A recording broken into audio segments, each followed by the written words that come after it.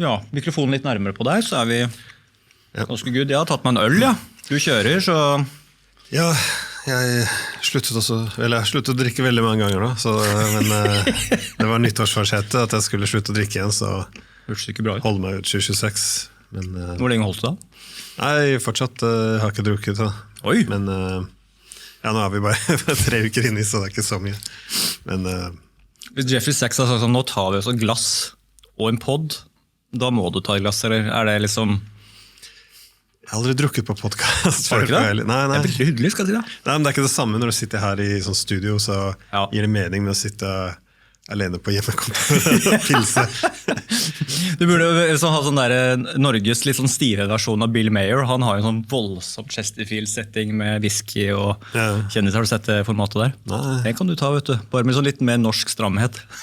Ja, men også det podcastene, tidssonene, fordi om det kvelden for meg, sitter jeg klokken 8 på kvelden og tar et intervju, og sitter jeg klokka 2 på ettermiddagen i New York, så det kanskje ikke det samme om de slår ut brennvin da, så... Ja, men du tenker liksom at dette en gamle skolen, du drikker på dagtid, dette hyllest og respekt av. Har 300 000 følgere, du har vel mer enn det også? Hvor mange har du nå egentlig? Ja, 340 på den opprinnelige kanalen. På den opprinnelige, og så det jo alle språkkanalene. Vi kan jo si nesten opp på noen mil da. Jeg tror 780 nå. Ja, vi sier mil. Ja, altså runde oppover. Vi runder vakkert oppover, nå har jeg tatt meg en øl. Og jeg tenkte vi skulle også ta en øl og skåle litt med forsvarsministeren, men den kan vi jo ta litt utpå her. Vi fikk jo noen særdeles spenstige sitater levert på mailen i går, rettet til både deg, meg og Dan Buchoy fra forsvarsministeren. Så det var jo litt interessant. Vi kan jo ta det litt uti der, for det jo det skjer jo litt viktigere ting ute i verden der enn hva forsvarsministeren mener om deg, meg og Dan Buchoy. Nå det jo Iran, Grønland jo litt sånn, kanskje ikke ferdig snakket, men blitt veldig diskutert. Men Davos jo ganske ferskt, og Ukraina jo et samtalepunkt fast. Og så det jo YouTube-kanalen din da, jo også verdt å nevne for de som ikke har vært inne på den ennå, som vi nevnte her. Du la ut en video med Jeffrey Sachs i går, som jeg sjekket, og den har gått på under 24 timer. Jeg tror den på 16 eller 17 timer nå, så har den gått snart 400 000 på YouTube. Stemmer ikke det? Jo, det mulig. Ja. Dagen før så hadde også hadde Ritter ute da. Han også spilt inn 400 000 første 24 timene, så det helt sinnssyke tall. Jeg vet ikke om du tenker over det selv, du kanskje litt sånn, litt immun på det, på samme måte som at du bare gjør greia di også. Ja, nei, det bare gått veldig fort, for jeg startet jo egentlig bare for meg selv i februar i fjor, så det har gått veldig fort, så sagt nå, den måneden her ble første måneden, altså januar, hvor jeg gikk over 20 millioner serie, da, så det ikke unike, da. Noen har vel sett mer enn en gang, så, men ja. Likevel. Men dette på høyde med de store amerikanske politiske podcasterne og youtuberne. Altså dette må jo bli lagt merke til utenfor YouTube også, vil jeg tro, i maktkretsene, eller får du mye invitasjoner og sånn? Ja, men jeg hører jo også at det det som interessant når man kontakter folk som får ha med på podcaster, så vet de, har de jo sett på det, vet hva det så for eksempel noen ganger så prøver jeg en litt, prøve på noe nytt for å få tak i noen som kanskje kan være litt vanskelig. Så for eksempel han tidligere forsvarssjefen for tyske militære, han general Kojat, og da sender mail, så får man melding tilbake. Jeg følger med på programmet ditt, så det hyggelig. Det lettere å få nye, da, om du allerede har gode seertall. Hvor kommer ideen om hvem du skal booke fra? Det bare litt sånn på gefühl, tema, noe du har lyst til å prate om, og så kommer du på et navn, eller du husker kanskje har lest noe, eller i den impulsivt? Det var sånn det begynte. Det var at du har jo du leser om disse forskjellige folkene, og så har du mulighet til å snakke med dem. Så for eksempel har jeg lest veldig mye om Jack Matlock, han likt kanskje best å prate med, for han var med å forhandle slutt på kalde krigen, og han fortsatt spenstig, han 90-årene nå, men allikevel, når man diskuterer hvorvidt NATO lovte for eksempel Russland ikke ekspandere etter kaldkrigen, så det mange diskusjoner går litt begge veier. Så lovte vi faktisk det, men han var jo der, det var han som var med å forhandle slutten på kald krigen, og han som også fortalte russerne, ja, vi kommer ikke til å ekspandere. Så han bekrefter jo det, han har gjort det i 30 år, så det ganske, i stedet for å gå gjennom dokumentene, så er det ofte hyggelig å kunne snakke direkte med disse menneskene selv. Da. Samme med han tyske forsvarssjefen og andre som man har lest gjennom enten bøker, artikler, sett talene deres, så ser man noe man liker, så er det bare å sende en e-post, og så hører man fra dem. Ble du invitert til, eller hadde du noe med det Davos-treff å gjøre? Ja, jeg var ikke involvert i det. Blir du invitert og sånne ting? Eller, for du nevnte jo før vi begynte her, så ble du invitert til FNs sikkerhetsråd? Ja, de inviterer noen gang noen sivile for å gi taler på noen spesifikke temaer. Så ikke en store forelesningen, de bare spurte om jeg kunne komme til FNs sikkerhetsråd i en 12-minutters tale, og så lang flytur for 12 minutter. Men det er en artig opplevelse, så det er gjerne. Så du ble invitert til FNs sikkerhetsråd, og generaler og gamle politiske kjemper og byråkrater, de kommer gjerne på podden din, men i Norge der skal du ikke ha noe Glenn Diesen i noen som helst monitor. Det blir kanskje et par minutter på debatten for å bli rævkjørt av noen norske politikere. Det må jo være veldig spesielt for deg.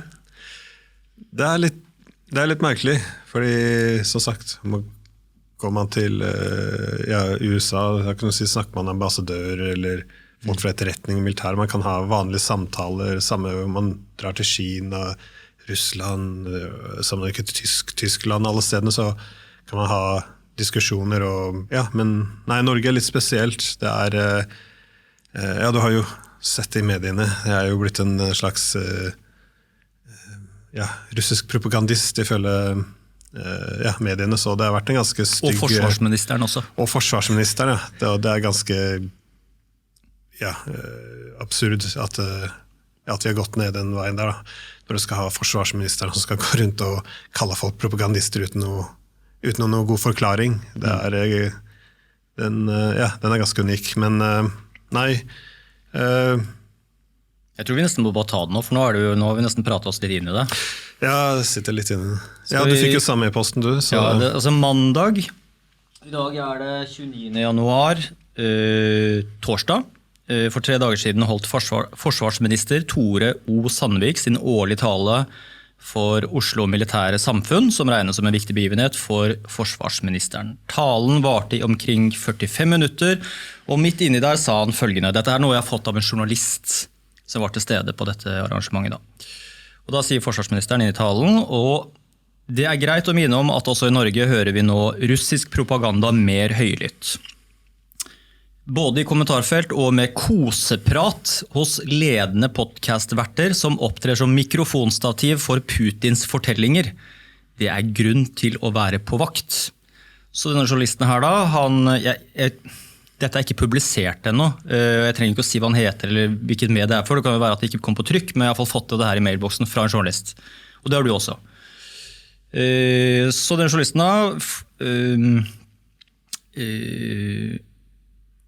spør da forsvarsministeren: i talen sa du at russisk propaganda også spres i Norge, blant annet i kosepodcaster. Hvem sikter du til da? Da sier han Wolfgang V. Dambichoi. Hva er det de sier som du opplever som russisk propaganda, spør han da. Nei, ikke de, men de har Glenn Diesen på besøk som sitter og koseprater. Og så neste spørsmål: hva er det Glenn Diesen sier som du opplever som russisk propaganda? Nå her kommer det. Så du får jo si om det er innertier eller om det er helt skivebom. For det første forsøker Glenn Diesen å gi Ukraina skylden for krigen i Ukraina. For det andre forsøker han å gi Vesten skylden for krigen i Ukraina. Begge deler er faktisk feil. Jeg synes at det er unødvendig. De har jo mange på besøk, så de bør være ganske opplyste og nærmest ikke stille et eneste motspørsmål. De er ukritiske mikrofonstativ. Ja, har du faktisk feil i begge deler, at Vesten og Ukraina har skylden for krigen, og har du sagt det? Jeg sa ikke at Ukraina hadde skylden for krigen, så han har bommet ganske stort der, så ja, for å se litt mot seg selv for denne propagandaen, men nei, jeg har sagt at NATO har fremprovosert denne krigen, men igjen, hva det han definerer nå som propaganda da? Det jeg sier at jeg kan referere til alle diskusjonene man hadde, ledende politikere, ambassadører, diplomater, etterretningsledere, militærledere gjennom 90-tallet, problematikken rundt å ekspandere NATO opp mot russiske grenser.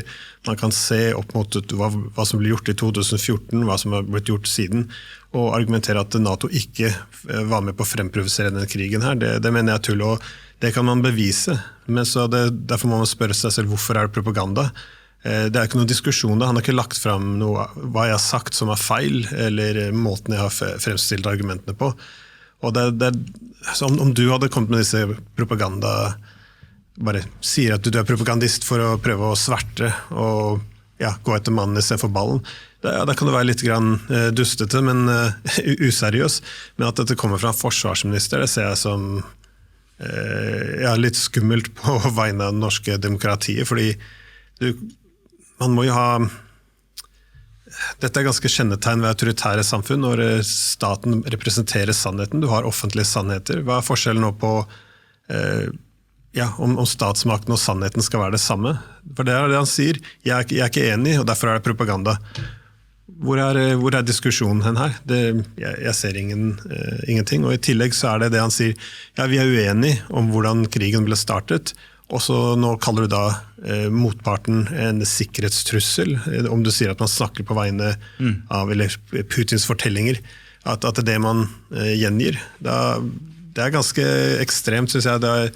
Det ikke kontroversielt å si at dette her ikke forenlig med demokratiet på noen som helst måte, så han kunne komme her sammen med meg, kan han stille alle disse kritiske spørsmålene han refererer til. Så hva det han lyst til å spørre om? Jeg vil gjerne spørre han noen spørsmål også, om hvordan de har holdt seg gjennom den krigen, eller hvordan de har solgt den krigen her, hva de har unnlatt å fortelle, hva de har sagt som har vært falskt, og det som jeg mener kan defineres ganske korrekt som krigspropaganda. Så nei, jeg synes det ganske ekstremt at du har noe forsvarsminister som skal bare kunne kalle akademikere for krigspropagandister fordi de har en forskjellig konklusjon. Jeg skal ta senere en invitasjon, høre om vi får til en podcast her. Og så det til disse kritiske spørsmålene. Jeg synes det morsomt at jeg vet jo at folk tenker at dette en stor podcast og alt mulig sånn. Mitt lille ego tenker jo at det utrolig at lille jeg med mitt lille prosjekt sitter da med et ansvar, et demokratisk ansvar for å stille deg de kritiske spørsmålene, og da tenker jeg sånn, hvis Glenn Diesen en sånn kapabel størrelse i norsk offentlig debatt, så regner jeg jo med at det pressekorpset som vi har, som jeg mistenker at forsvarsministeren og flere av politikerne tror at jeg en journalist, og tror at jeg en del av pressen, og tror at jeg lever under samme oppdraget og har de samme ambisjonene og hele pakka, hvilket jeg jo ikke har. Og all den tid at jeg da har et ansvar for å stille deg de kritiske spørsmålene, så tenker jeg sånn, hvis du så viktig og så farlig, så regner jeg jo med at pressen, da tenker jeg NRK, VG, Aftenposten først og fremst, stiller deg de kritiske spørsmålene. Men har de noen gang kommet til deg og stilt disse kritiske spørsmålene som tydeligvis aldri blir stilt i noen som helst podcaster eller intervjuer? Aldri. Nei, det du spør når man får noen henvendelser, så handler det aldri om en sak, det handler aldri om konflikt. Det ingenting, det alltid samme e-posten, det person A eller B, vanligvis fra Helsingforskomiteen lignende har sagt at du sprer propaganda. Ja. Hvordan skal du svare for dette her? Ja. Og uansett om man svarer eller ikke svarer, så kommer det overskriften Diesen anklaget for propaganda, og så aldri skal du forklare hva propagandaen hva i argumentasjonen min feil. Men det bare slik det blitt. Altså det ganske merkelig at vi har gått så langt med dette her, men det var et unntak, det var NRK den helgemorgen eller lørdagsmorgen programmet, og det var jo, men vi har snakket om det før, da inviterte man for å snakke om Russland som begynte å eksportere korn som kom fra Donbass-regionen, og de ble altså anklaget, hvordan kan dere snakke med han? Og så måtte de da gikk ut med en overskrift ja, vi legger oss flate. Det var igjen, de kunne bedt meg å komme tilbake og stille disse kritiske spørsmålene de ikke gjorde første gangen, eller de spurte veldig mange kritiske spørsmål, og jeg forsvarte forresten ikke det Russland gjorde, men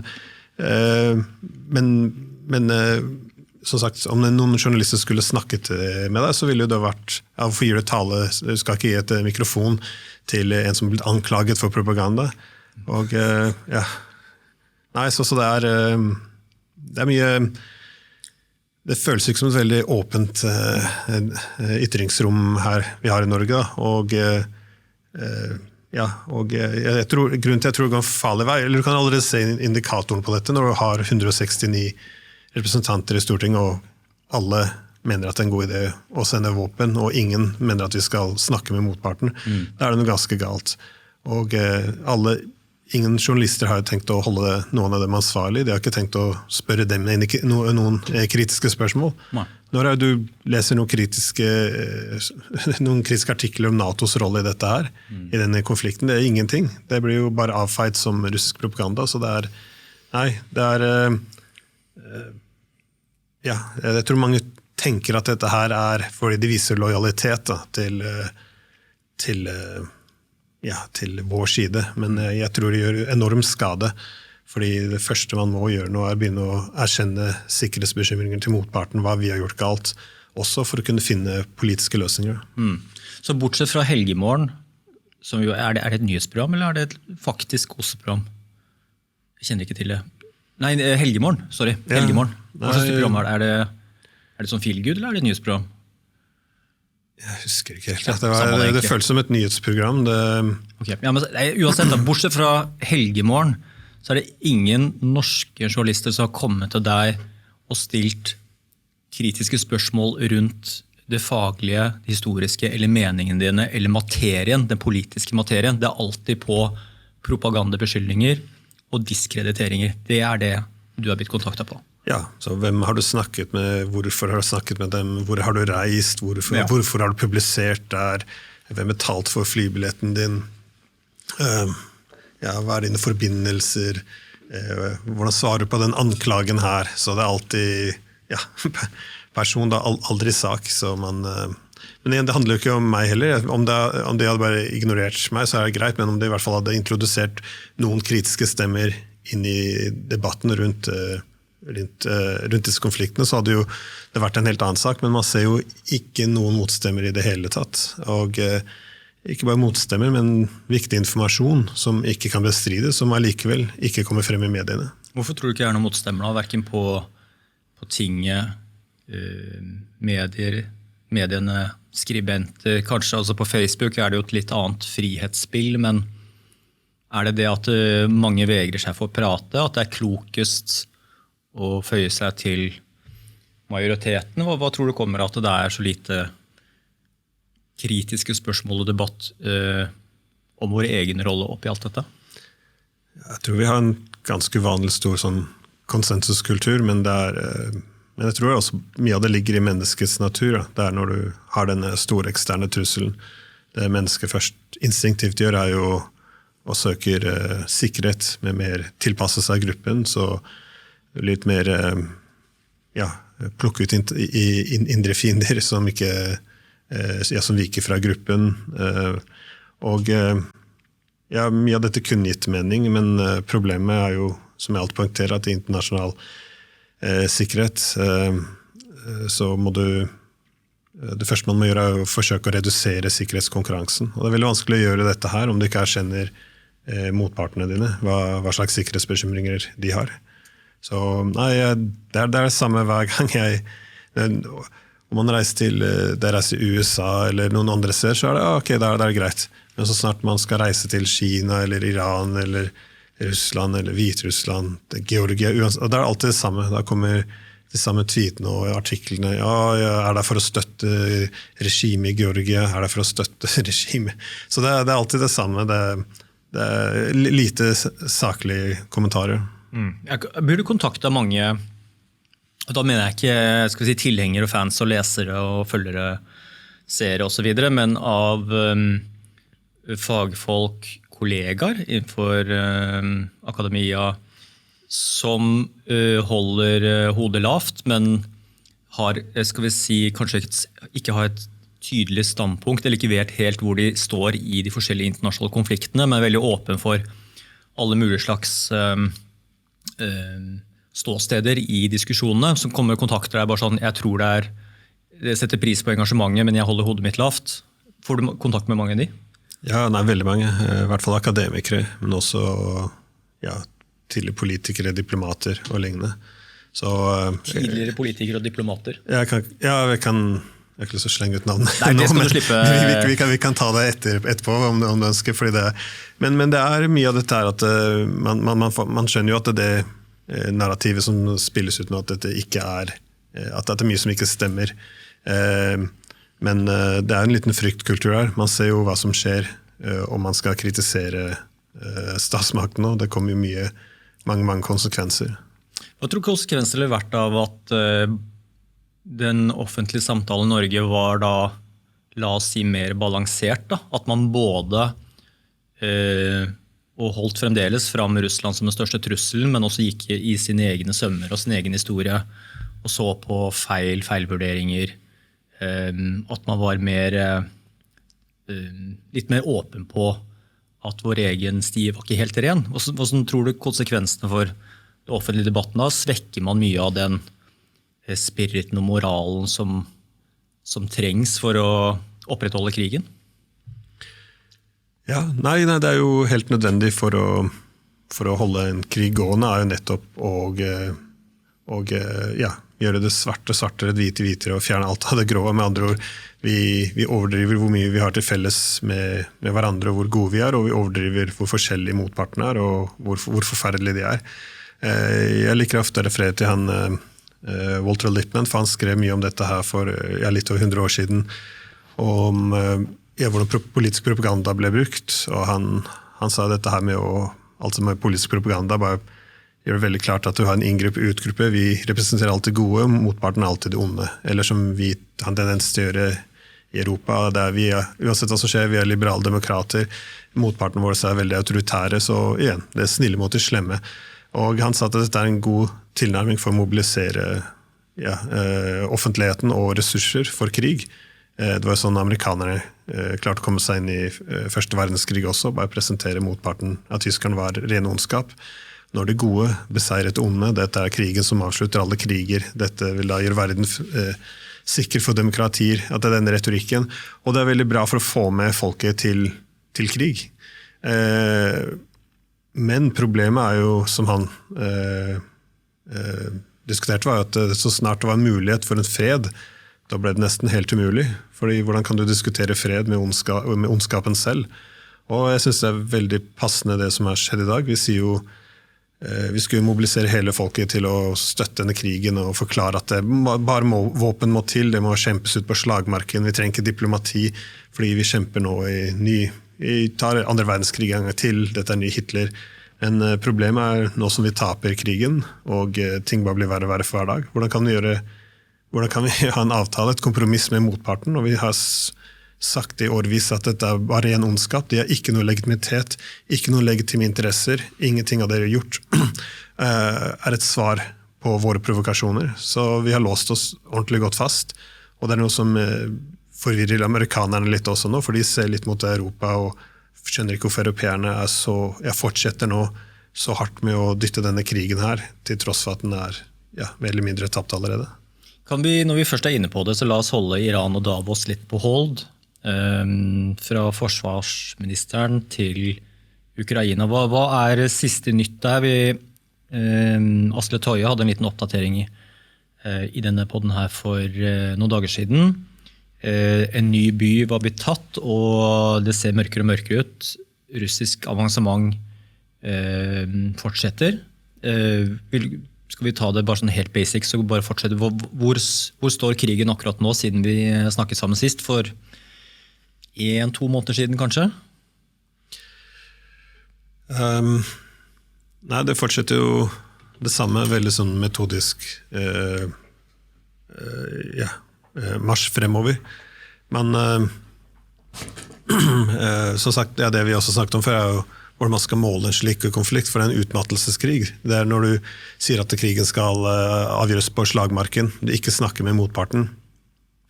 Da det bare en måte å avslutte den krigen på, og det da en side må kapitulere. Så i en slik krig, når du skal utmatte eller ødelegge fienden, da gir det ikke så mye mening bare å storme rett fram hele tiden. I hvert fall ikke når det bygget opp sterke forsvarslinjer over flere år. Men det som har skjedd, det du måler, kall det suksess, det jo i tap, så hvor mange blir drept, hvor mange blir skadet, hvor mye utstyr blir ødelagt. Så det vi har sett at ting går veldig fort fra vondt til verre, og Ukraina nå har veldig store menneskelige tap, og det fører bare til enda mer tap, for nå det mindre, nå må de rekruttere folk som ikke ønsker å bli rekruttert, altså mot deres vilje, det ikke mye tid til å trene dem, og mange blir sendt i frontlinjen, så da går tapene bare, de øker mer og mer, så mannskapsproblemene kanskje det største problemet de har nå.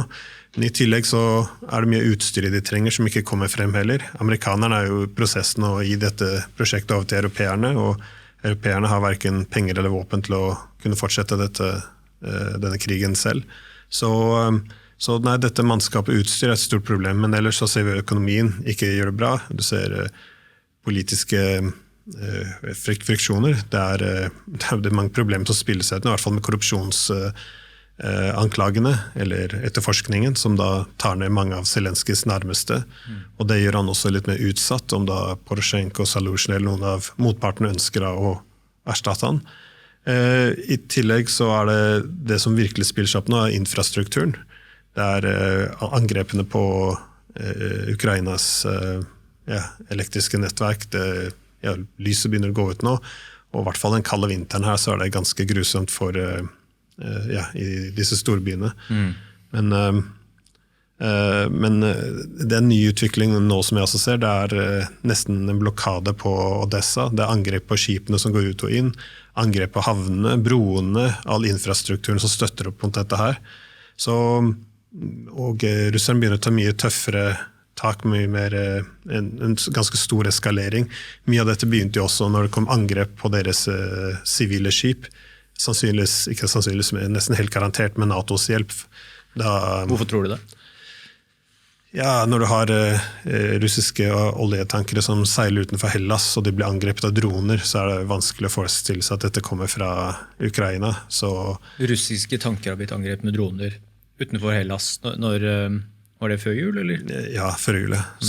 Men det også ganske mye åpenhet. Europeerne og amerikanerne har sagt at måten man kan ta og senke Russland på om man går etter energiinfrastrukturen deres, og de har gått av angrepet alt fra alle installasjoner, skip, alt som Det kom ut artikler også i New York Times, hvor de skrev at CIA var involvert i dette her, i disse angrepene.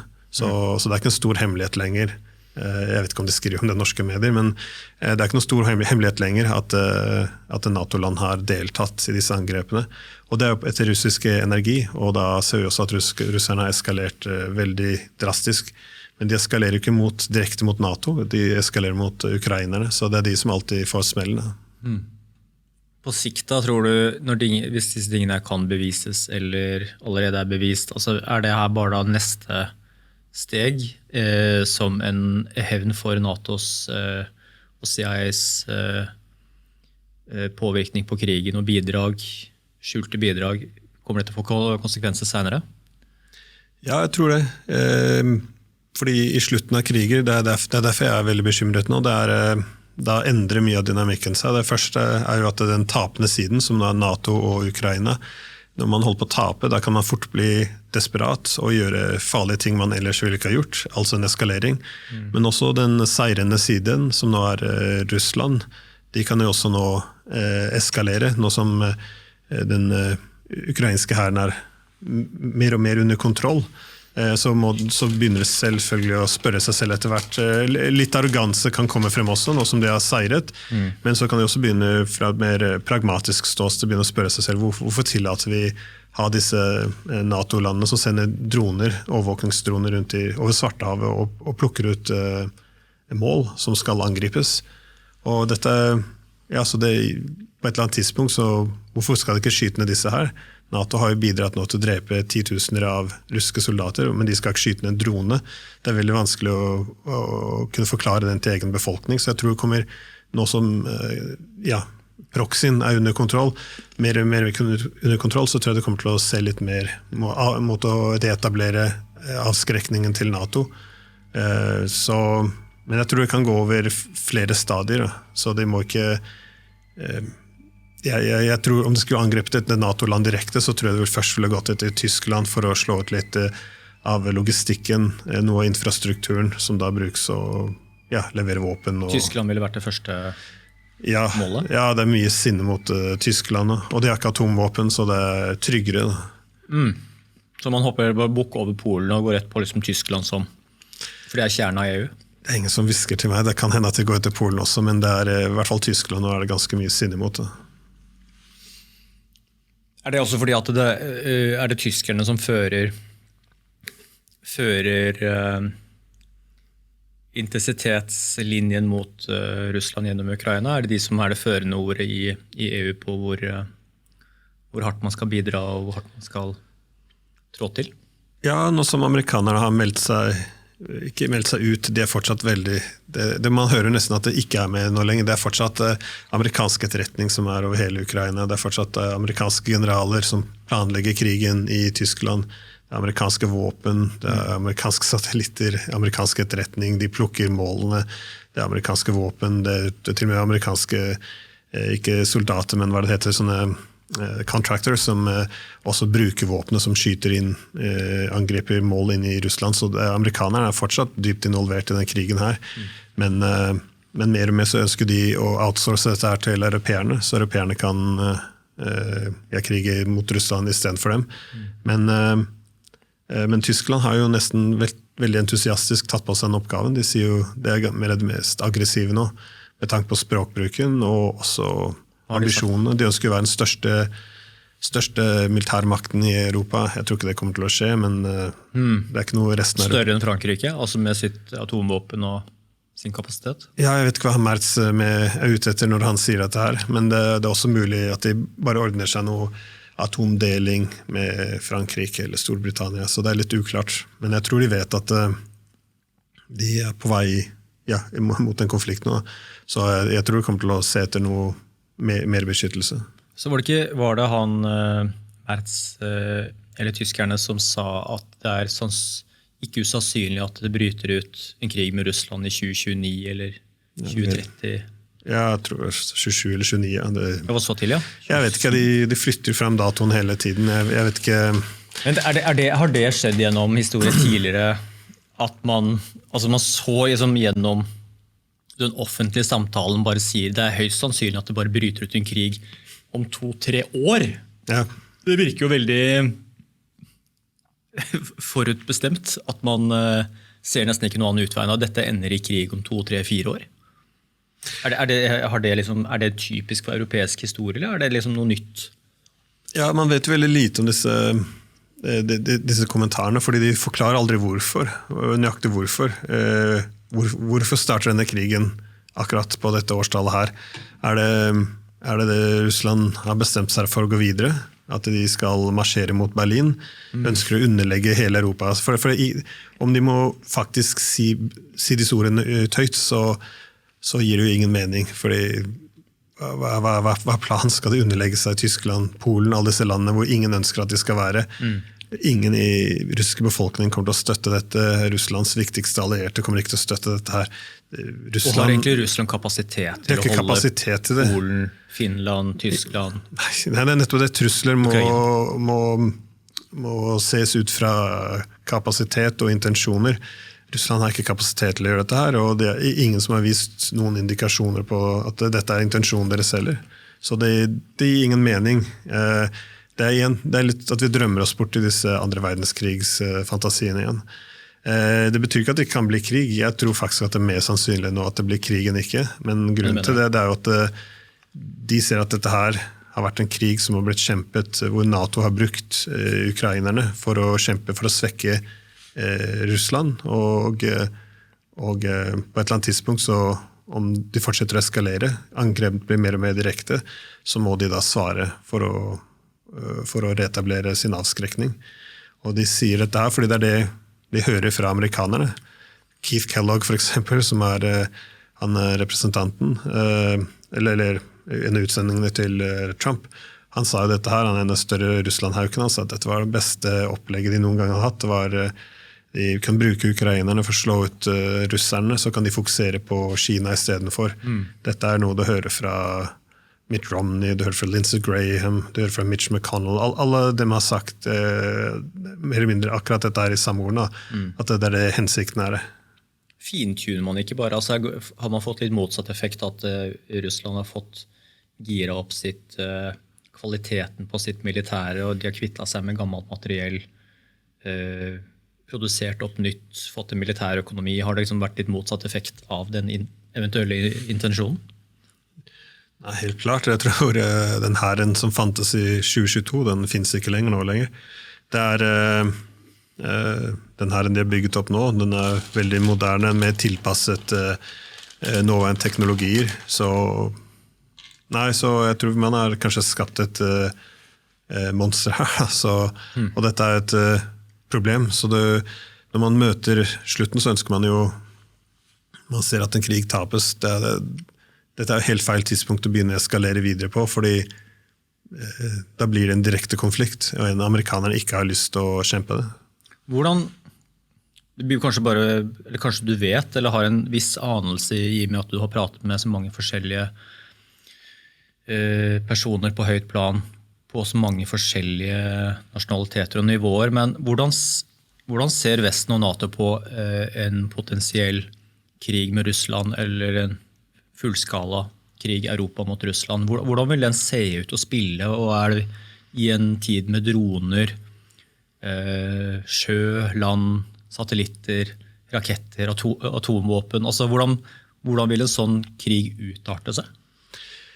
Ja, det russerne også har forsøkt å advare NATO, at når europeerne foreslår at vi skal bare sende at vi kan kanskje sende tropper inn i Ukraina, at det eneste de ser for seg, at vi bare legger litt mer på vektskålen i fordel til ukrainsk side, for å balansere litt. For ideelt så skal man stabilisere frontlinjene og bare holde det gående lenger.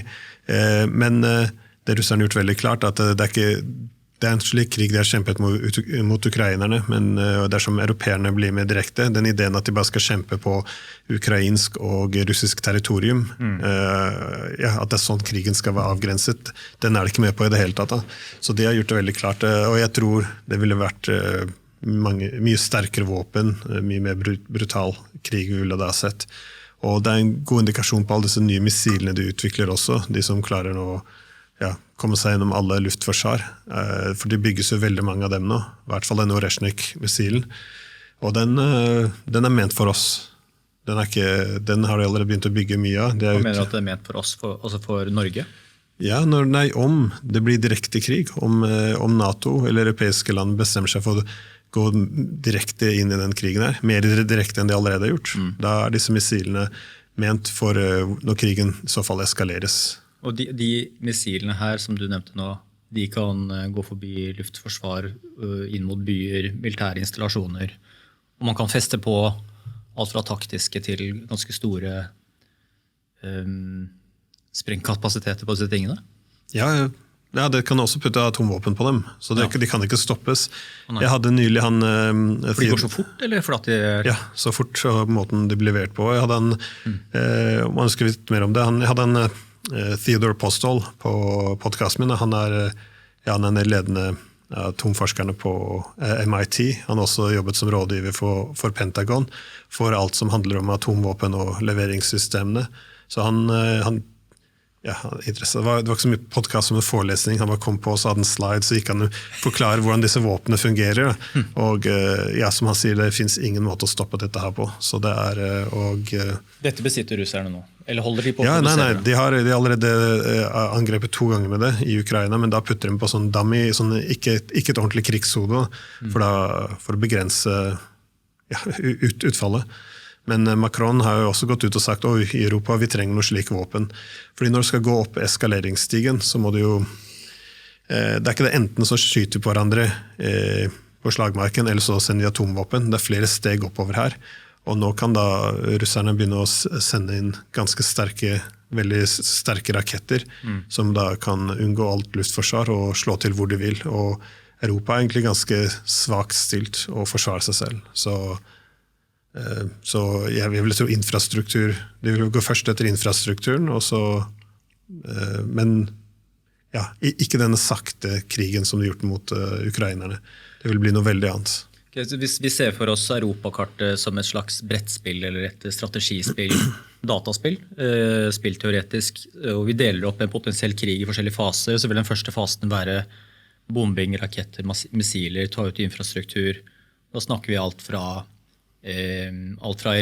regjeringsbygg til det militære, til broer, tunneler, havner, drikkevann, strøm, de type ting. Det ville være en første fase før man går over i hva da? Nei, det er jo det. Det er nettopp derfor det er viktig å definere hva slags krig dette er. Ideen at etter de har slått ut dette, skal russerne begynne å marsjere mot Paris. Det kommer ikke til å skje. Det de da er ute etter, ville godt angripe det NATO har, eller det europeiske land har, av i hvert fall militær industri, infrastruktur, hva de nå kan bruke for å sende våpen mot russiske grenser. Det er det de ville slått ut først. Tror du, kan de finne på å invadere nærområder, og da snakker vi Finnmark, Finland, Svalbard, Baltikum? Er det slags på en sånn taktisk meny, lavthengende frukt, at du liksom sikrer de områdene? Er det mulig at de også invaderer det nærmeste? At det ville være en slags fase 2-3? Men hvorfor? Hva skal det for å kontrollere sjø, eller... Ja, nei, jeg tenkte de baltiske landene står litt svak, fordi Russland du har jo Kaliningrad, som ligger nå som en liten øy. Den er jo bare omringet av NATO-land. Den er separert fra resten av territoriet. Omringet av Polen og Litauen? Ja, og dette og du har jo hatt NATO, du har en amerikansk general som representerer dem her i Europa, og han truet jo med at det er veldig lett for oss å kunne invadere Kaliningrad. Vi kan legge mer og mer press på dem, i hvert fall nå som Finland og Sverige er med i NATO. Så du har tidligere NATO-generalsekretæren som har sagt at vi kan også legge en blokade på St. Petersburg. Vi kan okkupere Kaliningrad med 1 million av deres borgere. Ingen spør hva som skjer dagen etter. NATO har okkuperer nå en av storbyene våre. Er det 1 million innbyggere i Kaliningrad? Jeg tror det ligger rundt det. Og, Hvor mange er de vet du bare sånn, hvor mange er russiske? For dette er jo et sånn oppgjørsterritorium fra andre verdenskrig. Ja, det var Königsberg. Så. Ja. Hvor mange tyskere, polakker og russere og ukrainer og... Ja, det er hardt å si. Det gikk under Sovjetunionen, så det har jo ikke bare etnisk russere, men tyskerne, de måtte jo dra. Så jeg tror ikke det er så mange. Men det er interessant by å være i. Går de gjennom der, så har du noe sånn veldig gammelt tysk. Jeg liker disse gamle tyske husene og lignende. Og så har du sovjetiske bygg, og så har du mer moderne russiske bygg. Så det er interessant, det er som å gå gjennom en liten tidsmaskin nesten. Toje skrev et kapittel om Kaliningrad i Jernburet eller Gullprikkespillet, jeg husker ikke, en av bøkene sine, og sa også at det var nesten som et slags krigsmuseum. Du kunne se alle de her gamle tanksene, gamle skipene, alt står bare og ruster til, jeg vil tippe at det kanskje at det skjer ting der nå, da, men de er jo helt avhengig av å ha en åre gjennom, altså de må først gjennom Hviterussland, og så må de gjennom mellom Polen og Litauen. Er det en liten sånn kile for å komme inn i Kaliningrad? Hvordan funker det? Ja, det har vært noen spekulasjoner om det skulle vært en krig, at det har en lite område, om du skal da linke opp Hviterussland med Kaliningrad, så man kan se for seg om det hadde vært en direkte krig, og da Kaliningrad ville stått veldig utsatt, da må de finne en måte å linke med den til fastlandet. Men igjen, det er derfor man spør seg selv hvorfor en slik krig ville begynt. Fordi den ideen at de bare har veldig lyst til å ha russiske soldater som går gjennom gatene i Berlin, det er jo ingen mening. Så det er derfor jeg men som sagt, om man fjerner hele ideen at at vi også kan virke truende for motparten. Da ender man jo opp med disse ideene, når vi tror at motparten vår alltid opptrer i et vakuum, at alt deres militære aktivitet bare skjer i et vakuum. De vil bare ha territorier, de vil bare ødelegge ting, kontrollere ting. En utgangspunkt i internasjonal sikkerhet jo sikkerhetskonkurransen. Om vi putter missiler på grensen deres, vi føler oss sikre, usikkerhet for dem. De putter noen missiler der, de føler seg sikre, usikkerhet for oss, så har du denne konkurransen. Og det derfor det ganske skummelt å høre på hvordan politikere og journalister snakker i disse dager, for under kalde krigen kunne man jo snakke om dette. Man hadde jo disse diskusjonene, kanskje vi ikke skal ha noen putte for mye amerikanske soldater opp i nordområdene våre. Det vil være veldig provoserende, da vil kanskje russerne svare med å etablere flere styrker der. La oss ikke gjøre det, og da tror det oss. Så så igjen, mer våpen ikke alltid mer sikkerhet. Det var hele tanken vår med NATO også. Vi med i NATO for avskrekking, men ikke noen soldater her, så vi ikke virker provoserende. Dette var jo normale diskusjoner man kunne ha under kalde krigen. Prøver å ha de diskusjonene i dag, så blir man jo kansellert. Hva mener du? Vi jo ikke noe trussel mot Russland. Det de som slemme, ikke oss. Du prøver å legitimere dem. Du taler Putins sak. Det går ikke an å ha noen diskusjoner lenger. Alt må jo være svart og hvitt. En side bare god og uskyldig, og den andre en slemming. Og våre gode våpen bare til forsvar, og motpartens våpen bare for angrep. Så det blir veldig... Man må gjenta disse slagordene, nesten som en slags lojalitetstest, for å virke at du viser at du pro oss, og at du tar avstand fra fienden, men med tanke på å heve vår egen sikkerhet, så gjør det absolutt ingenting. Av det du vet, blandet med det du tror, hvordan vil en potensiell krig påvirke, hvis vi holder oss bare til hverdagslivet i Norge? Vil en krig med Russland mot NATO eller Europa eller Tyskland med oss helinvolvert eller delinvolvert,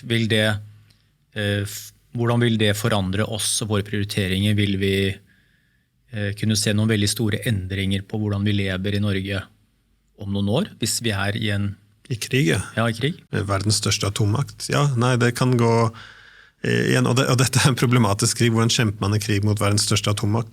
Vi kan jo ikke vinne, så snart det virker som vi vinner. Da det en eksistensiell trussel mot motparten, og da må det eskalere på en veldig dramatisk måte. Så det finnes ikke en måte å vinne dette på. Det bare en krig hvor alle taper. Kan man vinne krigen ved å forsvare grensene sine og holde de ute, uten å gå inn i fiendens territorie, eller? Men hva hensikten med krigen da? Hvordan starter den her? Vårt mål da, om det bare å forsvare grensene, da det vanskelig å se hvorfor krigen skulle begynne med. Det jo ikke noe interesse i å ta over Norge og putte det deres administrasjon. Så ikke Norge ganske sånn geografisk sweet spot for russerne, om bare i hvert fall nordområdene sånn? Om man har Svalbard og Nord-Norge, så har man jo veldig kontroll på Barentshavet og Norskehavet.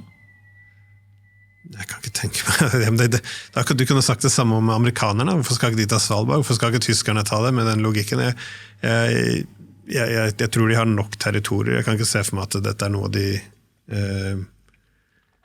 Jeg tror de ville gå inn i Vardø, slå ut disse radarene, og med det offensive potensialet. Jeg tror det de mest ville gått ut etter. Men igjen, vi ikke helt der ennå, men det bekymringen min at det den retningen vi går, fordi det har eskalert seg så veldig dramatisk nå over de siste 4 årene. Og det samme med om du leser norske avisene, hvordan de refererte til disse Tomahawkene, når Trump snakket om at han kanskje skulle sende disse Tomahawk-missilene til Ukraina. De sier, beskytte seg selv. Ingen norsk politiker eller journalist ser noe problem med dette, men dette jo fantastisk. Men dette jo missiler som vil bli operert av amerikanerne. Dette missiler amerikanerne skyter mot russerne. Det vil ikke bli operert av ukrainerne.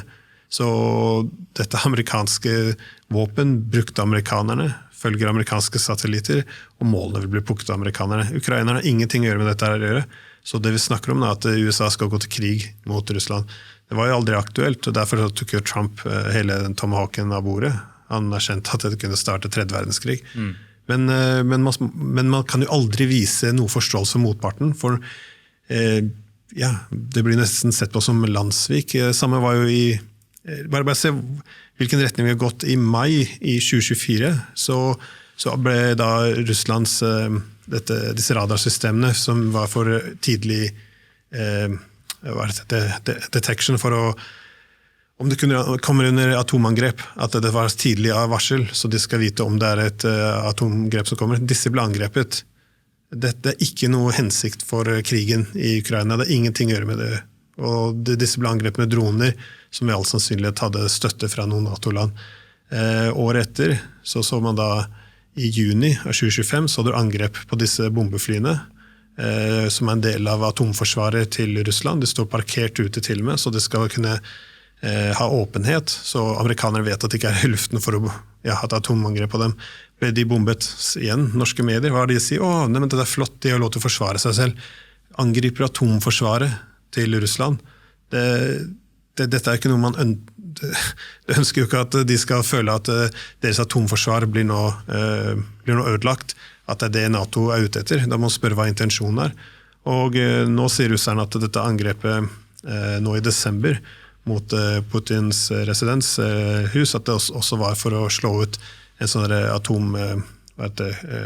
kommandosenter hvor de da har hvor de da styrer flere av disse våpnene. Så det de ser nå at det de anklager NATO for å gjøre å forsøke å ødelegge deres atomforsvar. Og om de da frykter at et sånt førstegangs, first strike, kommer deres vei, så kan du se noe ganske nye, radikale, ekstreme avgjørelser som kommer ut av Moskva. Så man må spørre seg selv, hvordan ble det dekket i norske medier? Du så jo det med disse bombeflyene, hvordan det ble dekket. Det var jo applaus nesten blant journalistene og politikerne. Igjen, alt svart og hvitt. Det var dårlig for russerne, da det bra for oss. Men det ikke slik internasjonal sikkerhet fungerer. Så du ønsker ikke at en atommakt skal føle at de har noe veggen mot ryggen, og at de ikke har noe annet å gjøre enn å slå ut. Da.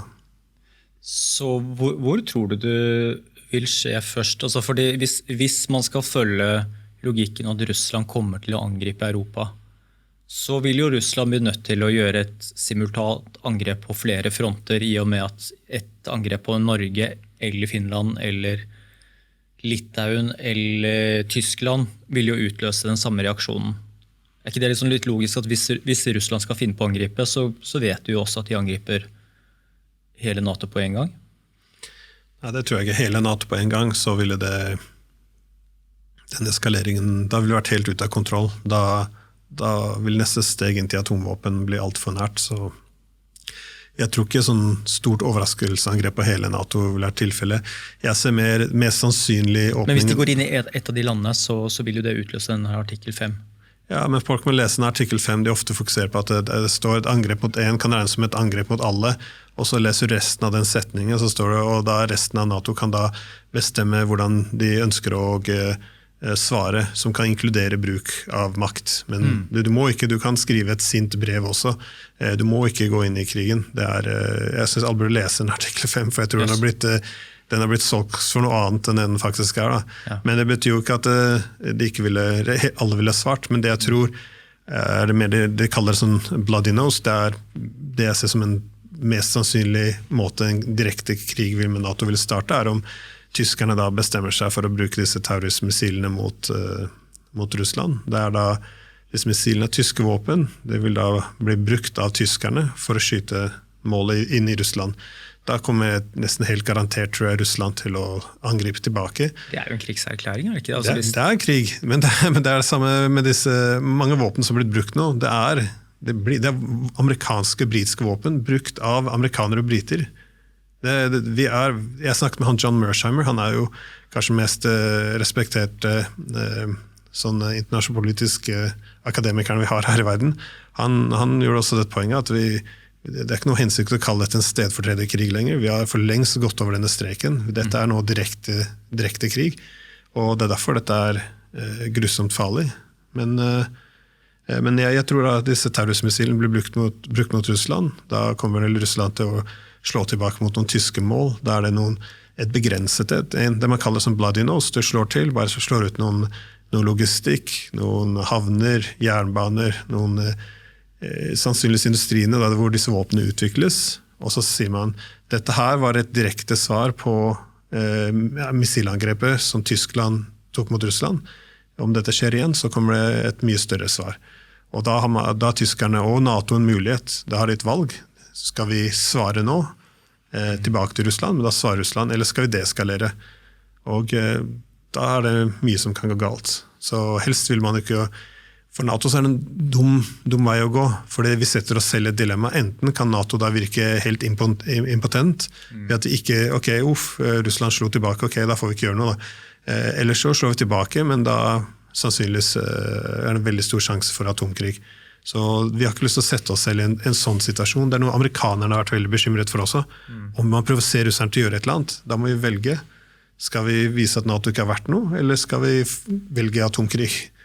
Så det, igjen, spørsmålet er hvorfor. Og det er, jeg vet ikke, du leser sikkert mer i norske medier enn meg, du følger med her. Hva er den store trusselen fra Russland i dag? Hvorfor må vi kjempe denne krigen? Jeg plukker veldig opp denne imperietanken at Putin har en drøm om å gjenskape Sovjetunionen. At det er noe helt imperialistiske grunntanker her som ligger til bunn for alt han gjør, at dette her skal gjenopprette russisk storhet og så videre. Det imperialisme-aspektet virker å være nesten sånn opplest og vedtatt i enkelte medier. I hvert fall sånn min legmanns vurdering av hva som diskuteres, da, hvorfor man, og at russerne vil ikke stoppe med Ukraina. Og det er veldig mye sammenlignende med Nazi-Tyskland mot i 1939, vel, hvor man undervurderte ambisjonene. At dette er bare starten. Dette minner veldig om invaderingen av Polen. Så det er vel helt røffelig, men vi burde kanskje tatt med en som faktisk leser norske medier litt oftere enn meg, men det er bare mitt inntrykk da. Kanskje den imperialismetanken ligger der at Ukraina er første hinder, og får de som det vil der, så blir det en slags carte blanche for å fortsette inn vestover der. De mener at Russland skal styre da. Men hvordan kan det være da at fra 1991, da Ukraina ble uavhengig, helt til 2014, var det ingen i Moskva som snakket om at noe ukrainsk territorium burde tas av Russland? Ingen i Vesten sa at Russland kom til å angripe Ukraina. Igjen, ukrainerne så jo på Russland som sin nærmeste alliert. Ingen snakket om dette her. Og så hadde vi regimeskifte, det vestlig støttet regimeskifte i Ukraina i februar av 2014. Og Russland svarer da med å ta tilbake Krim, hvor da svartehavsflåten deres er. Og så plutselig så kommer vi med dette narrativ nå, at nei, nå er Russland en ekspansjonistisk, en imperialistisk makt, de skal reetablere Sovjetunionen. Men hvorfor ikke måneden før? Hva var det som endret seg? Det var en ting som endret seg, og det var regimeskiftet, at de så at de kom til å miste svartehavsflåten sin, og da ville de blitt helt isolert i Svartehavet. Og faktisk, om du ser diskusjonen de hadde innad i Russland da, så var etter de tok Krim, så var det spørsmålet, kanskje vi burde også ha Donbass, for det er mange der som motsetter seg det nye regimet som NATO puttet på plass i Kiev. Og da var jo hovedargumentet, dette er tullete da. Krim er ganske greit, du hadde fra 1954, du hadde denne ideen om at det var ikke egentlig en del av Ukraina, det ble gitt bort, du hadde denne. Også i tillegg så hadde det geografien, at det er allerede en liten halvøy, her er lett å kutte av, vi kan bli ferdig med det. Så Moskva ønsket ikke da å ta over Donbass, for hele ideen er, du kan ta den, men hva med neste da? Hva med Zaporizjzja? Hva med Kherson? Hva med Nikolaev? Jo lenger vest du går, jo færre ønsker å møte deg med blomster, og det blir mer og mer sett på som en fiendtlig okkupant, så det er ikke noe naturlig til å stoppe, så det var ingen som ønsket å gjøre dette her. Men så jeg forstår ikke helt hvor den kom fra, denne ideen at Sovjetunionen skal gjenopprettes. Jeg tror nå, som den krigen har gått på 4 år, så tror jeg at de ikke stoler noe på noe som helst avtale som kommer til å gå gjennom. Og derfor så tror jeg de ser at å ta tilbake de historiske territoriene som var russiske, at det vil frarøve NATO muligheten å bruke det som en frontlinje mot Russland i fremtiden. Men det var ikke det de snakket om i 2014, i hvert fall ingen som nevnte noe av dette i 2013. Så men at man da klarer å ta dette her, ingen ønsker å gå i Vest-Ukraina en gang. Ingen der ønsker å ha russerne der. Det er helt uaktuelt. Bare å gå til Lvov, for eksempel. Men de skal gå til Polen, de skal gå til Tyskland. Dette gir jo ingen mening i det hele tatt. Så jeg tror denne imperialistiske slagordene og narrativet, at det har vært veldig ødeleggende. Det er fint for å fortelle oss en historie om hvorfor dette er en uprovosert krig, hvorfor det ikke var vår skyld i det hele tatt, hvorfor dette er farlig, hvorfor det må stoppes, for diplomati ikke funker, bare våpen. Men det er ikke basert på noe seriøst. Jeg har ikke sett noe bevis for det, og dermed så ser jeg bare at det forhindrer oss fra å kunne finne en slags fredsløsning. Før vi går videre til Iran, så vi må også innom der i løpet av neste time her, men for å runde av Ukraina-biten, hvordan tror du dette her ender til slutt? Jeg tror ikke det er skrevet i steinen nå. Jeg vet i hvert fall at man må se hvor det er mulig å gjøre kompromiss, og sagt det er hovedtingen russerne vil ha, som de har sagt i veldig lang tid nå. Det er det de forhandlet fram i 2022, før britene og amerikanerne saboterte, var i hovedsak Ukraina må være nøytralt igjen. Det vil si ikke noe NATO-medlemskap, og alle de vestlige etterretningsorganisasjonene må komme seg ut av Ukraina. Så det så det var det var ute etter 2022, og nå vil de også ha disse 4 territoriene. Så det er Donetsk, Lugansk, Kherson og Zaporizjzja. Så disse 4. Men det er mange måter vi kan løse dette på. Jeg tror ikke alt er skrevet i stein. De ønsker Donbass er ikke å forhandle med. De sier dette her skal vi ha alt sammen. De har allerede alt av Lugansk, så det er bare Donetsk, den andre delen av Donbass, hvor de da må få en fredsavtale, kreves at ukrainerne pakker opp og drar. Og det er det som gjør dette veldig vanskelig, fordi skulle man bare fryst frontlinjene, så er det en ting, å bare si her er de nye administrative grensene, men å fortelle da ukrainerne at de må pakke opp og dra fra det som egentlig det skal være deres land, for nå må de ride opp. Det blir politisk veldig vanskelig å få til. Men det er det amerikanerne også har prøvd å presse Zelenskyj litt på, at det er det som må til. Men da det gjelder resten, så tror jeg igjen det er forskjellige perspektiver, men jeg tror at russerne har gitt seg selv litt rom for å være fleksibel og kunne endre på de administrative grensene til hva som er Kherson og Zaporizjzja, fordi der kontrollerer du ikke alle territoriene. Men uansett, det er dette her russerne vil ha, og de har sagt vi skal enten ha det gjennom diplomati, eller så skal vi ha det gjennom seier på slagmarken. Og uansett, for alt annet, NATO som blir gjenværende i Ukraina er en trussel mot eksistensen, så det kommer ikke til å aksepteres. Så jeg tror kravene er veldig høye, men jeg tror ettersom ting går så grusomt forferdelig nå på frontlinjene, og sagt de må evakuere store deler av hovedstaden også på grunn av elektrisiteten har gått ut, så tror jeg at det er mer og mer press, i hvert fall for amerikanerne nå, at bare gjør den avtalen her, bare få det ferdig med. Hvis det ikke, så tror jeg de går for full seier, og da skal de diktere utfallet. Da vil de ta 4 regioner til. Som sagt, de vil ta Kharkov, de vil ta Dnipro, de vil ta Nikolaev og Odessa. For dette er de historiske russiske territoriene. De kan til og med ta Sumy. Men utover dette her så tror jeg de har ikke lyst til å gå lenger over Dniperelven, for Vest-Ukraina det er ikke noe hensikt, men da kunne vi i hvert fall holdt NATO lenger vekk fra Svartehavskysten, så det hadde vært hovedprioriteten. Men det skal det enten ha da, diplomati eller militært. Så om det går eller ikke, det får vi se. Igjen, jeg vet ikke hvordan avslutningen på krigen blir heller. Eskalerer vi nå videre inntil en klar direkte krig, hvor da russerne begynner å slå tilbake direkte mot NATO, eller finner vi en løsning? Det er mye av dette er ikke avgjort ennå. Hva tror du, som kvalifisert gjetning på perspektiv på akkurat det du sa nå da? Snakker vi da de neste 2-3 årene, eller er det kortere, lengre?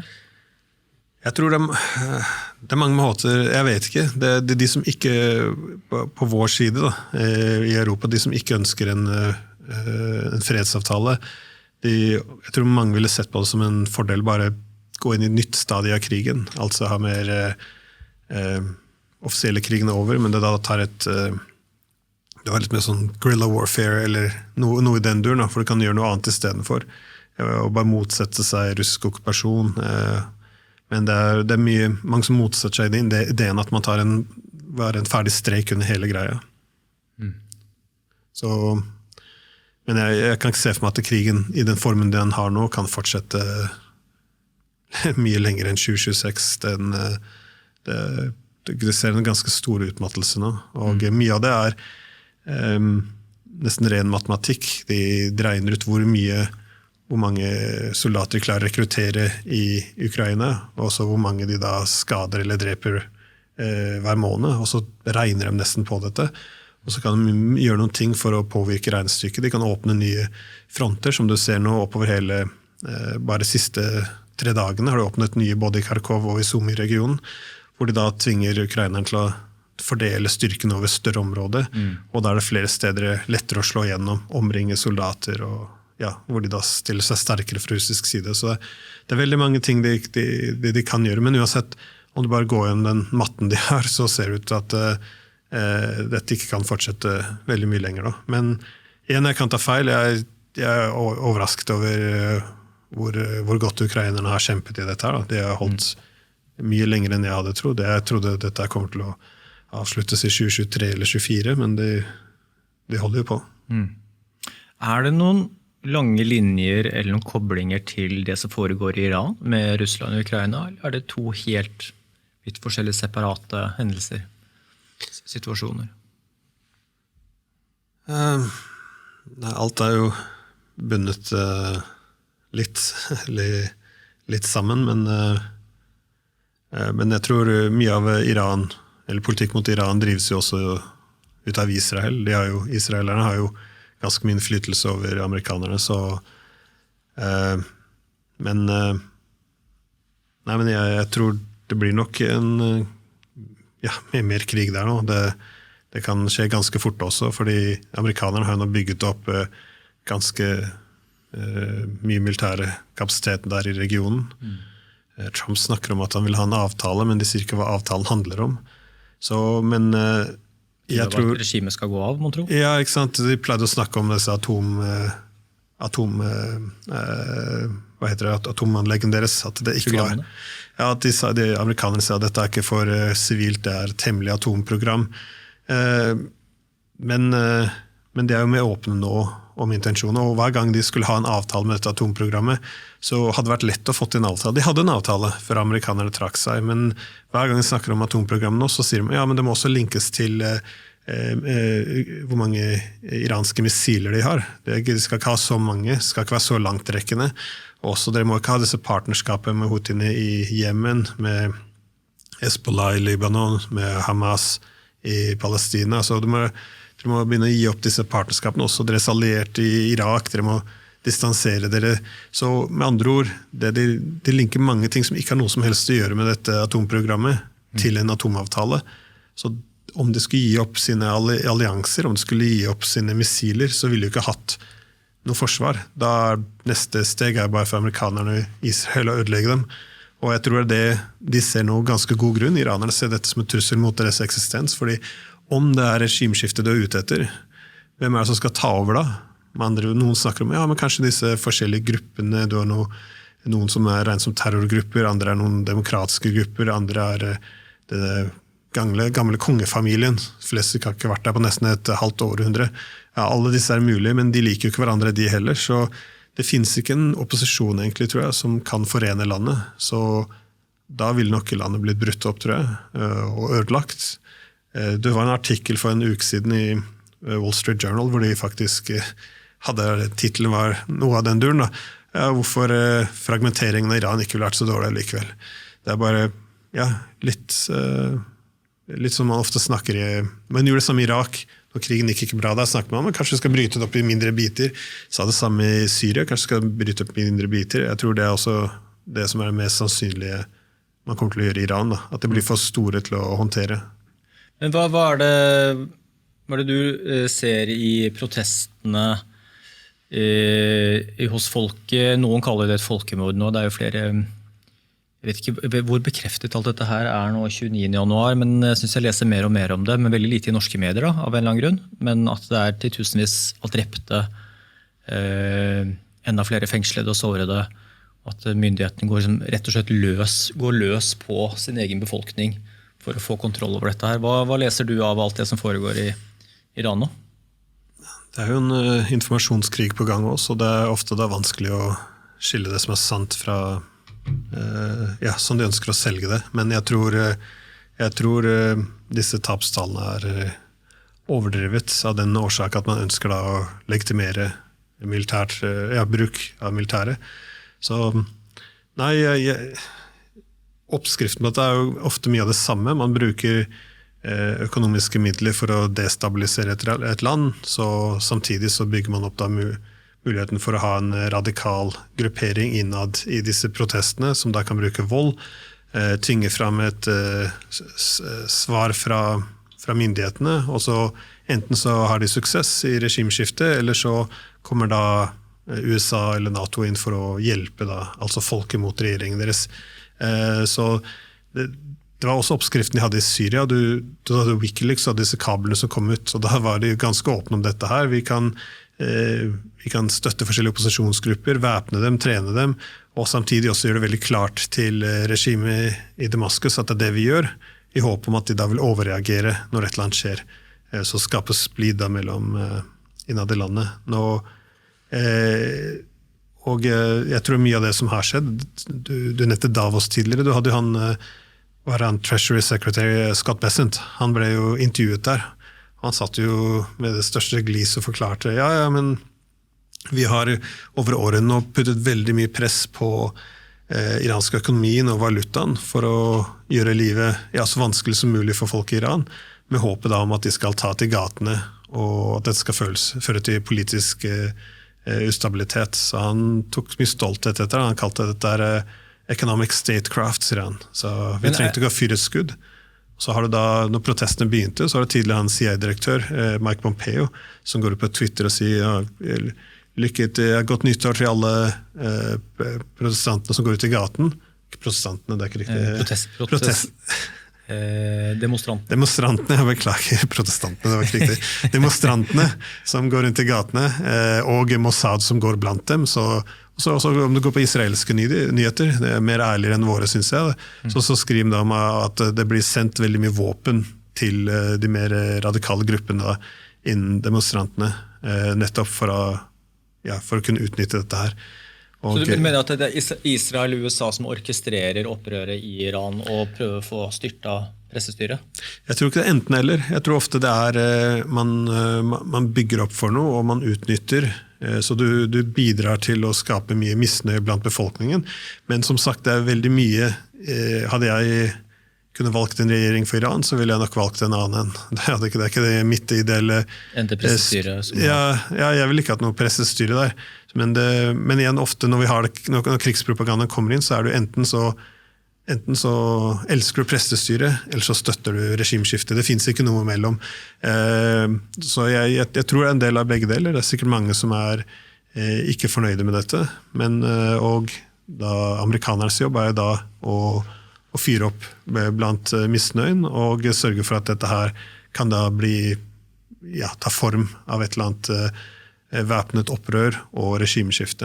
Men hva tror du iranske folk vil da? Eller så det vanskelig å generalisere og si at de vil en ting? Eller kan man slå fast at mye av den iranske befolkningen, både de som har flyktet og de som igjen, vil ha en mer sekulær stat og hadde fått tilbake igjen sånn som det var før pressestyret?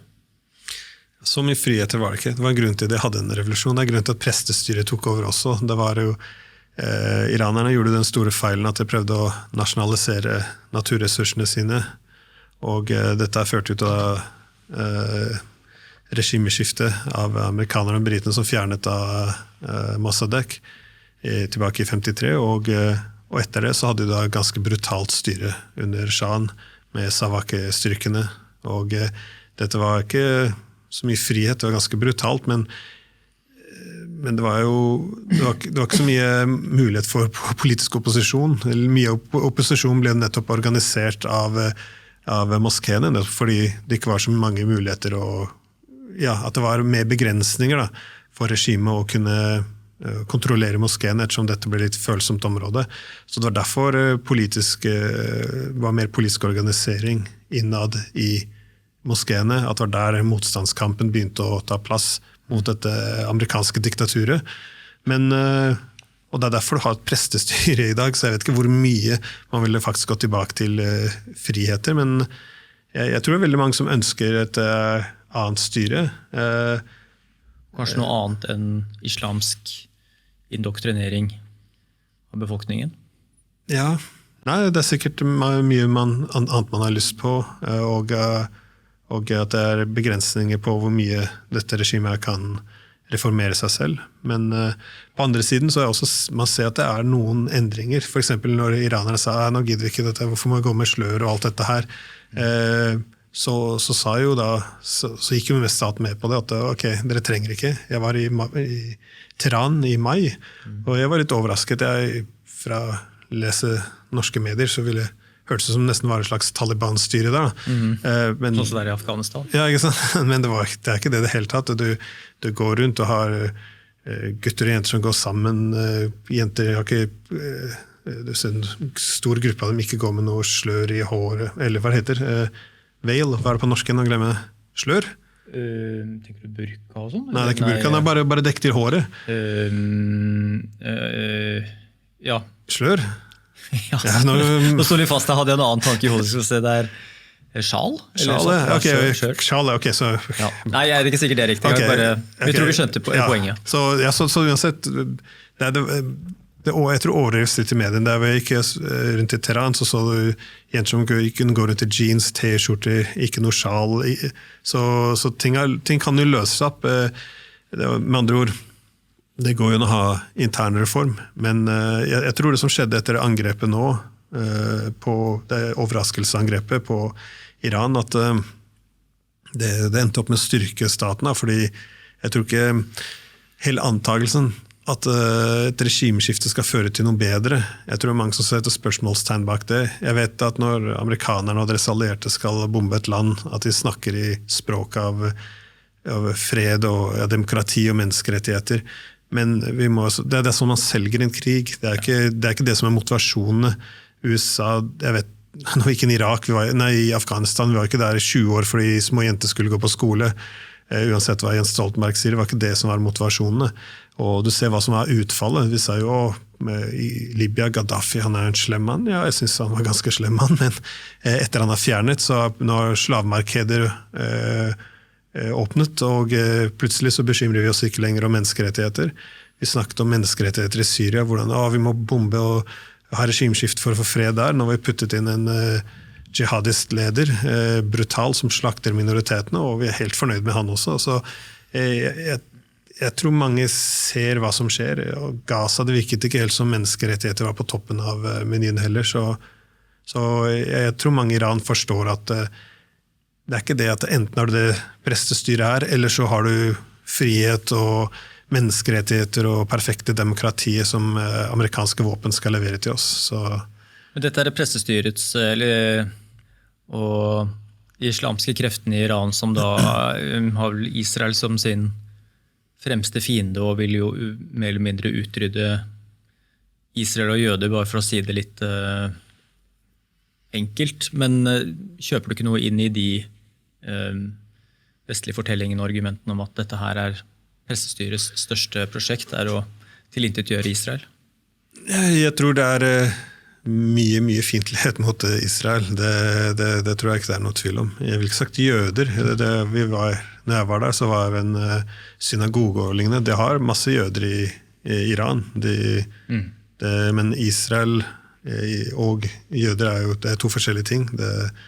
Så jeg tror ikke utrydde jøder. Da hadde de hatt mange i eget land de kunne gjort det. Så jeg tror ikke det er det som er hensikten. Men mye fiendtlighet mot Israel er det. Og det er et rimelig spørsmål hvor mye av det er radikalt, eller bare hat, irrasjonelt hat, hvor mye av det er rasjonelt. Fordi iranerne de fokuserer mye på dette her, at det er de som står opp for den lille mannen. Der er palestinerne, da, at dette er urettferdig det som har skjedd. De ser at israelerne går etter palestinerne, de går etter Libanon, de går etter Syria, de slår ut i alle retninger. Så at de ser på dette her som en kolonimakt som er fremmed i regionen.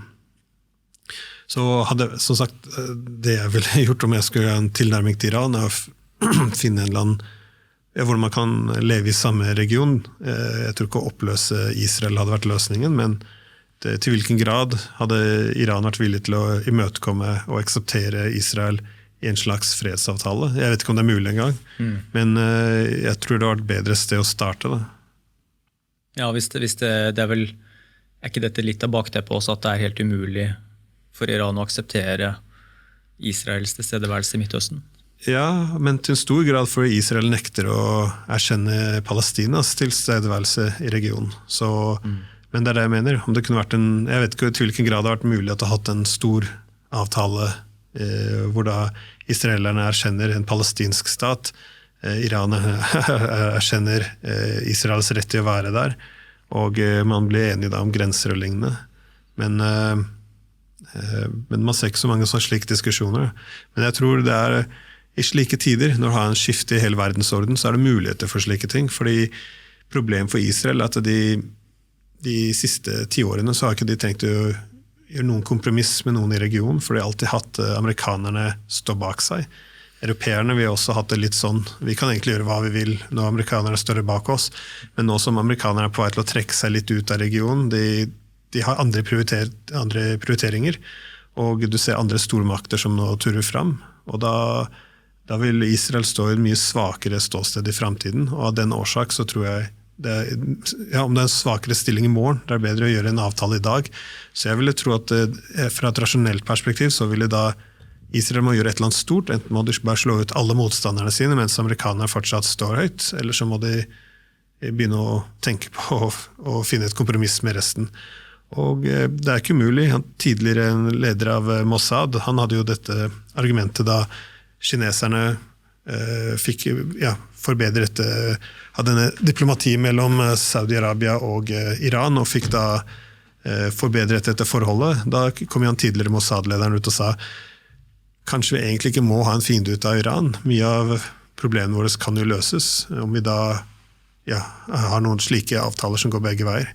Men så jeg tror da om den anti-iranske alliansen i Midtøsten kan oppløses, at da israelerne vil også se det som nødvendig, at ok, da må vi også ha fred. Så for å oppsummere Iran da, du er ikke noe spesielt begeistret for pressestyret, men du er vel så bekymret for hva som kommer etter? Jeg tror etter det er ødeleggelsen av Iran. Jeg tror ikke det er til noens interesse. Hva? Du tror ikke det kommer til å være samlende for Iran? Nei, jeg ser ikke hvilken opposisjon. Hvem er det som skulle kunne gjøre dette her?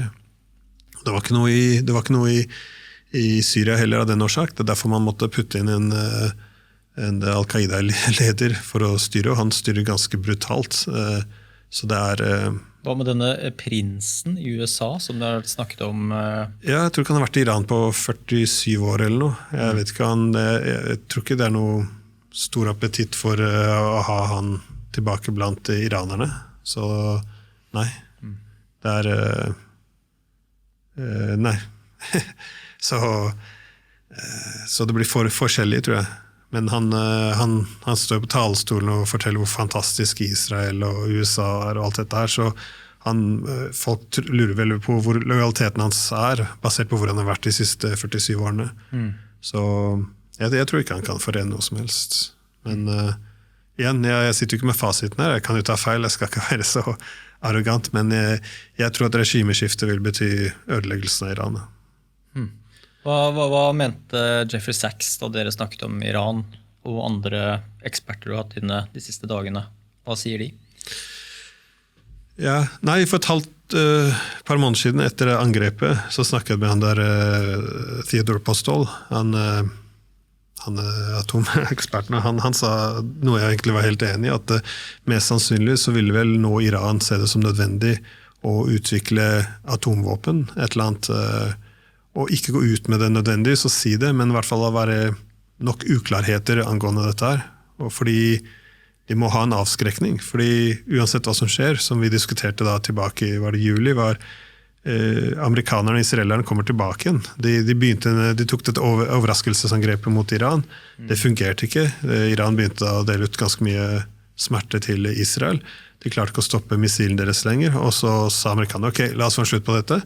Men det som var veldig forutsigbart, som vi snakket om da, var at det var ikke over. De må fortsatt slå ut Iran, så de skal bare regruppere, bygge opp igjen, og så prøve en gang til. Og jeg tror den tiden har kommet nå.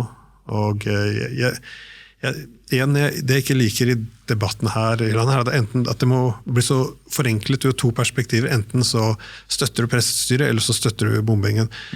Problemet med den bombingen var hva var hensikten, hva er målet? Nå har man overbevist iranerne at de må ha atomvåpen for avskrekning. Er vi et bedre sted nå enn vi var i før dette overraskelsesangrepet? Jeg ser ikke det, og skulle jeg vært en rådig for Iran, så ville jeg også sagt kanskje det er best med atomvåpen. Om dere ønsker å fortsette å overleve, Iran skal overleve som en stat, da kanskje dere trenger en ordentlig avskrekning, og det er atomvåpen. Det betyr ikke at jeg vil at de skal ha det, men jeg tror det er noe som er nødvendig for avskrekningen. Så, men igjen, da må man jo kunne erkjenne også hva motparten vår, at de har legitime sikkerhetsbekymringer, og hvordan de skal kunne svare på dette. Tror du da USA og Israel ser at iranerne kommer til å utvikle dette atomvåpenet nesten uansett om, skal vi si, om trusselen står ved dørterskelen eller at den er litt lenger unna, at man bruker det som et argument eller bare som en frykt at de kommer uansett til å bygge dette atomvåpenet, så bare ta det ut før det blir en realitet?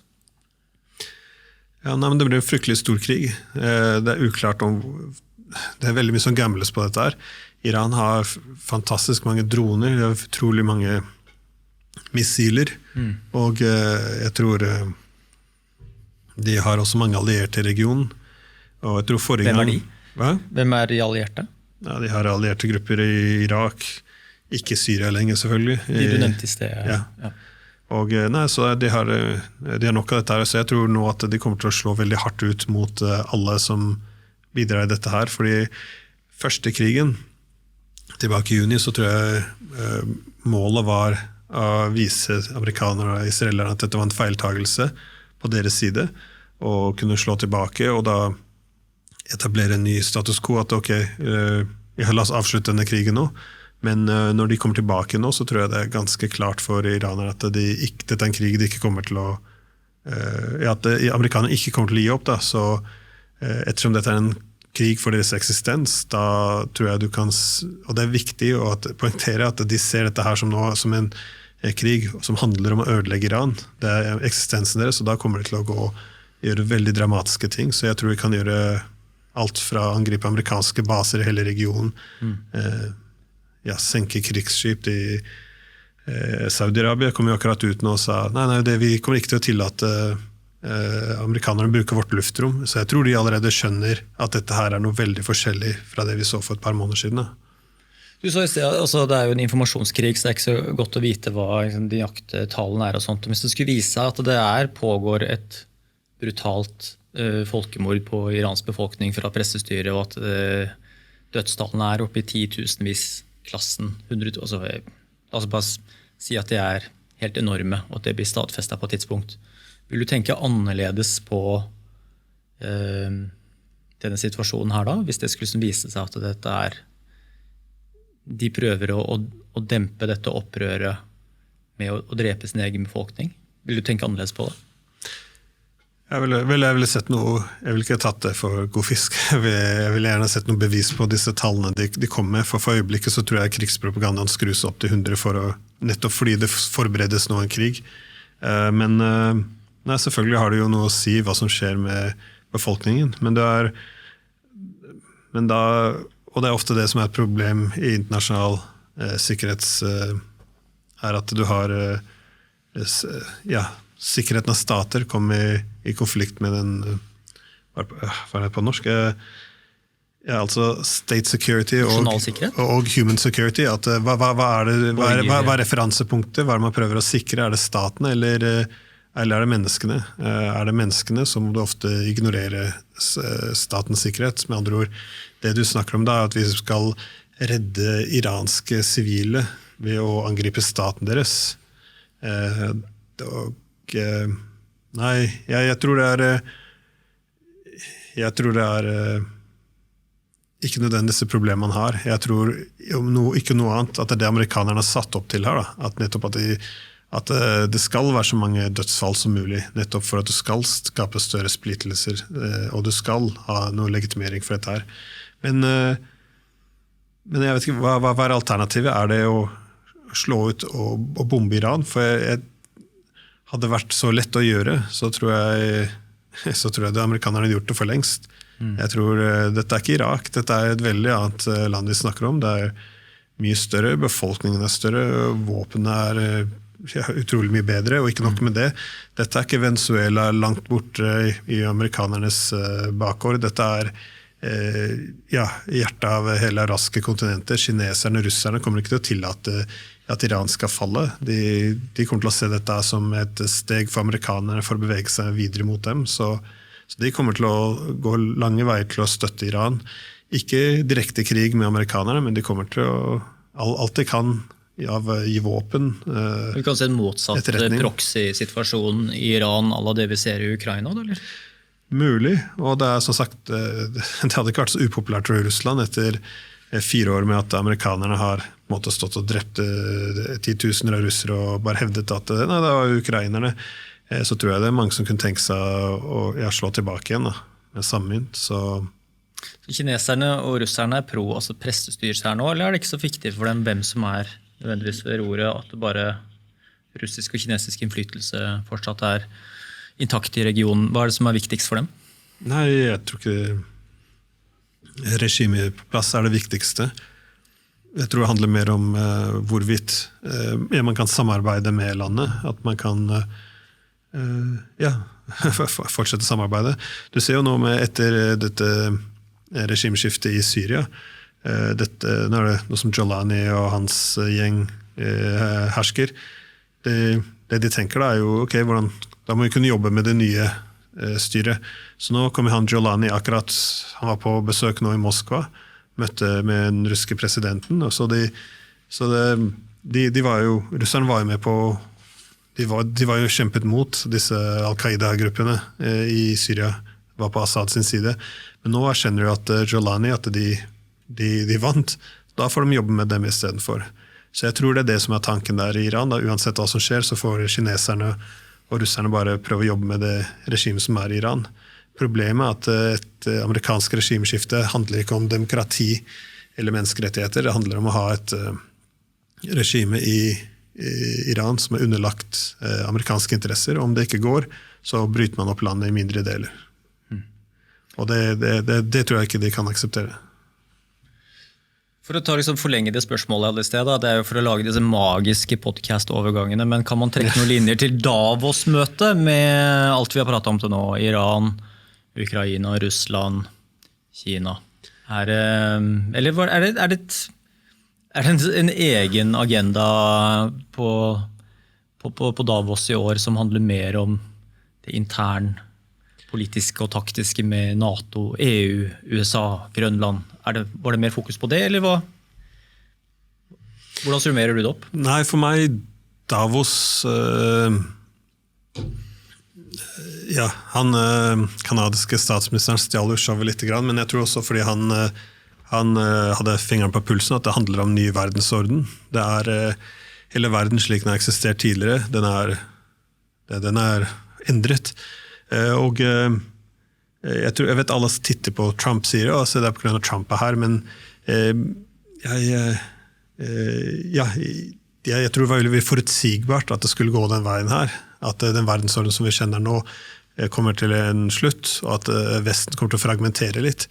Jeg skrev til og med en bok om det som kom ut i 2021 om dette her. Den het Europe as the Western Peninsula of Greater Eurasia, så altså vestlige halvøyen på Stor-Eurasia, det er det som er Europa. Og hele boken handlet nettopp om dette her, den nye verdensorden man er på vei inn i, fordi mye av det man tar for gitt nå, at du har denne solidariteten i Vesten, at dette er ganske unikt, vi har ikke hatt det tidligere før andre verdenskrig.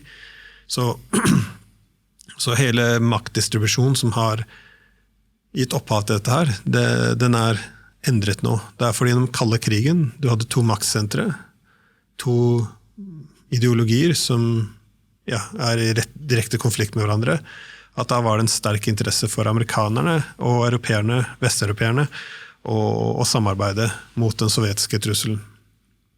Det ga mening for begge sider, og nettopp også fordi at denne militære trusselen var der, så dekket det opp for mye av den økonomiske konkurransen mellom dem. Og når kalde krigen er over, da var det store spørsmål hva slags system skal vi ha nå, og det er litt av grunnen til at vi endte opp med NATO-ekspansjonisme nå, for først så hadde vi jo avtaler med Moskva om å ha en nytt pan-europeisk sikkerhetsarkitektur, som ble enig fra 1990, vi signerte avtalen i 1994, hele avtalen var at vi ikke skulle ha dellinjer, vi skulle ha inklusivt, men så begynte da den amerikanske ambassadøren til NATO sa at det kommer ikke til å la USA den rollen i Europa de trenger, og europeerne trenger amerikanerne her. De kalles en pacifier, det er de som får oss at de ikke konkurrerer for mye mot hverandre, og det er de som får alle til å marsjere i takt, mer eller mindre. Så europeerne har underlagt seg selv til en stor grad, amerikanerne der. Og etter den kalde krigen, det var derfor vi ekspanderte NATO nettopp for å ha Vesten skulle da representere et kollektivt hegemon. Det er altså ikke bare en verden under amerikanernes lederskap, men hele politiske Vesten. Og da var europeerne en viktig alliert for amerikanerne.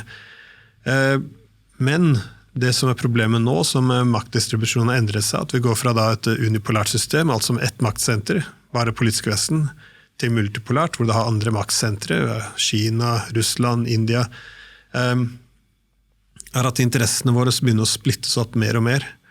Og det jeg da forutsa for 5 år tilbake, var jo at amerikanerne ville da gå andre steder, og Europa kommer ikke til å være deres fokus. Det var ikke så originalt. Barack Obama sa jo dette i 2016. Han sa, og i en ny verden hvor Kina vokser opp som den største motstanderen, så må vi da gå til Asia i stedet for. Og vi kan ikke ha Kina være for dominerende i Sør-Amerika heller, så da må vi også fokusere mer der. Med andre ord, Europa kommer ikke til å være prioritert lenger. Og det er akkurat den nye sikkerhetsstrategien til amerikanerne sier nå. Vi har den multipolære verden, mer eller mindre sier vi, og da må vi ha prioriteringer. Det kan ikke være alle steder, og da må vi prioritere. Første prioritet er Amerikas, altså Sentral- og Sør-Amerika. Andre prioritet er Asia. Europa faller et eller annet sted på tredje, kanskje modellen med Midtøsten. Så da amerikanerne må komme seg ut. De har ikke lyst til å være her til like stor grad. Og da begynner europeerne også å splittes mer mellom seg. Hvorfor skal EU for eksempel, hvorfor skal 27 medlemsstater ha samme utenrikspolitikk? Skal de alle ha samme økonomiske interesser? Det er ikke så mye mening. Det fungerte da amerikanerne var her, men da tror jeg vi kommer til å splittes mer og mer. Og hva slags forhold skal vi ha til amerikanerne? Noen europeere føler at vi må bare bøye hodet til amerikanerne. Andre føler at vi må begynne å diversifisere. For igjen, Europa skal være relevant. Da kan vi ikke putte alle eggene våre i den amerikanske kurven når amerikanere ønsker å komme seg ut av Europa. Så forskjellige land har forskjellige prioriteringer. Den belgiske statsministeren sa jo nylig at vi pleide å være glade vasaller. Altså vi levde under amerikansk herredømme, og vi var veldig fornøyde med dette. Det fungerte for Europa.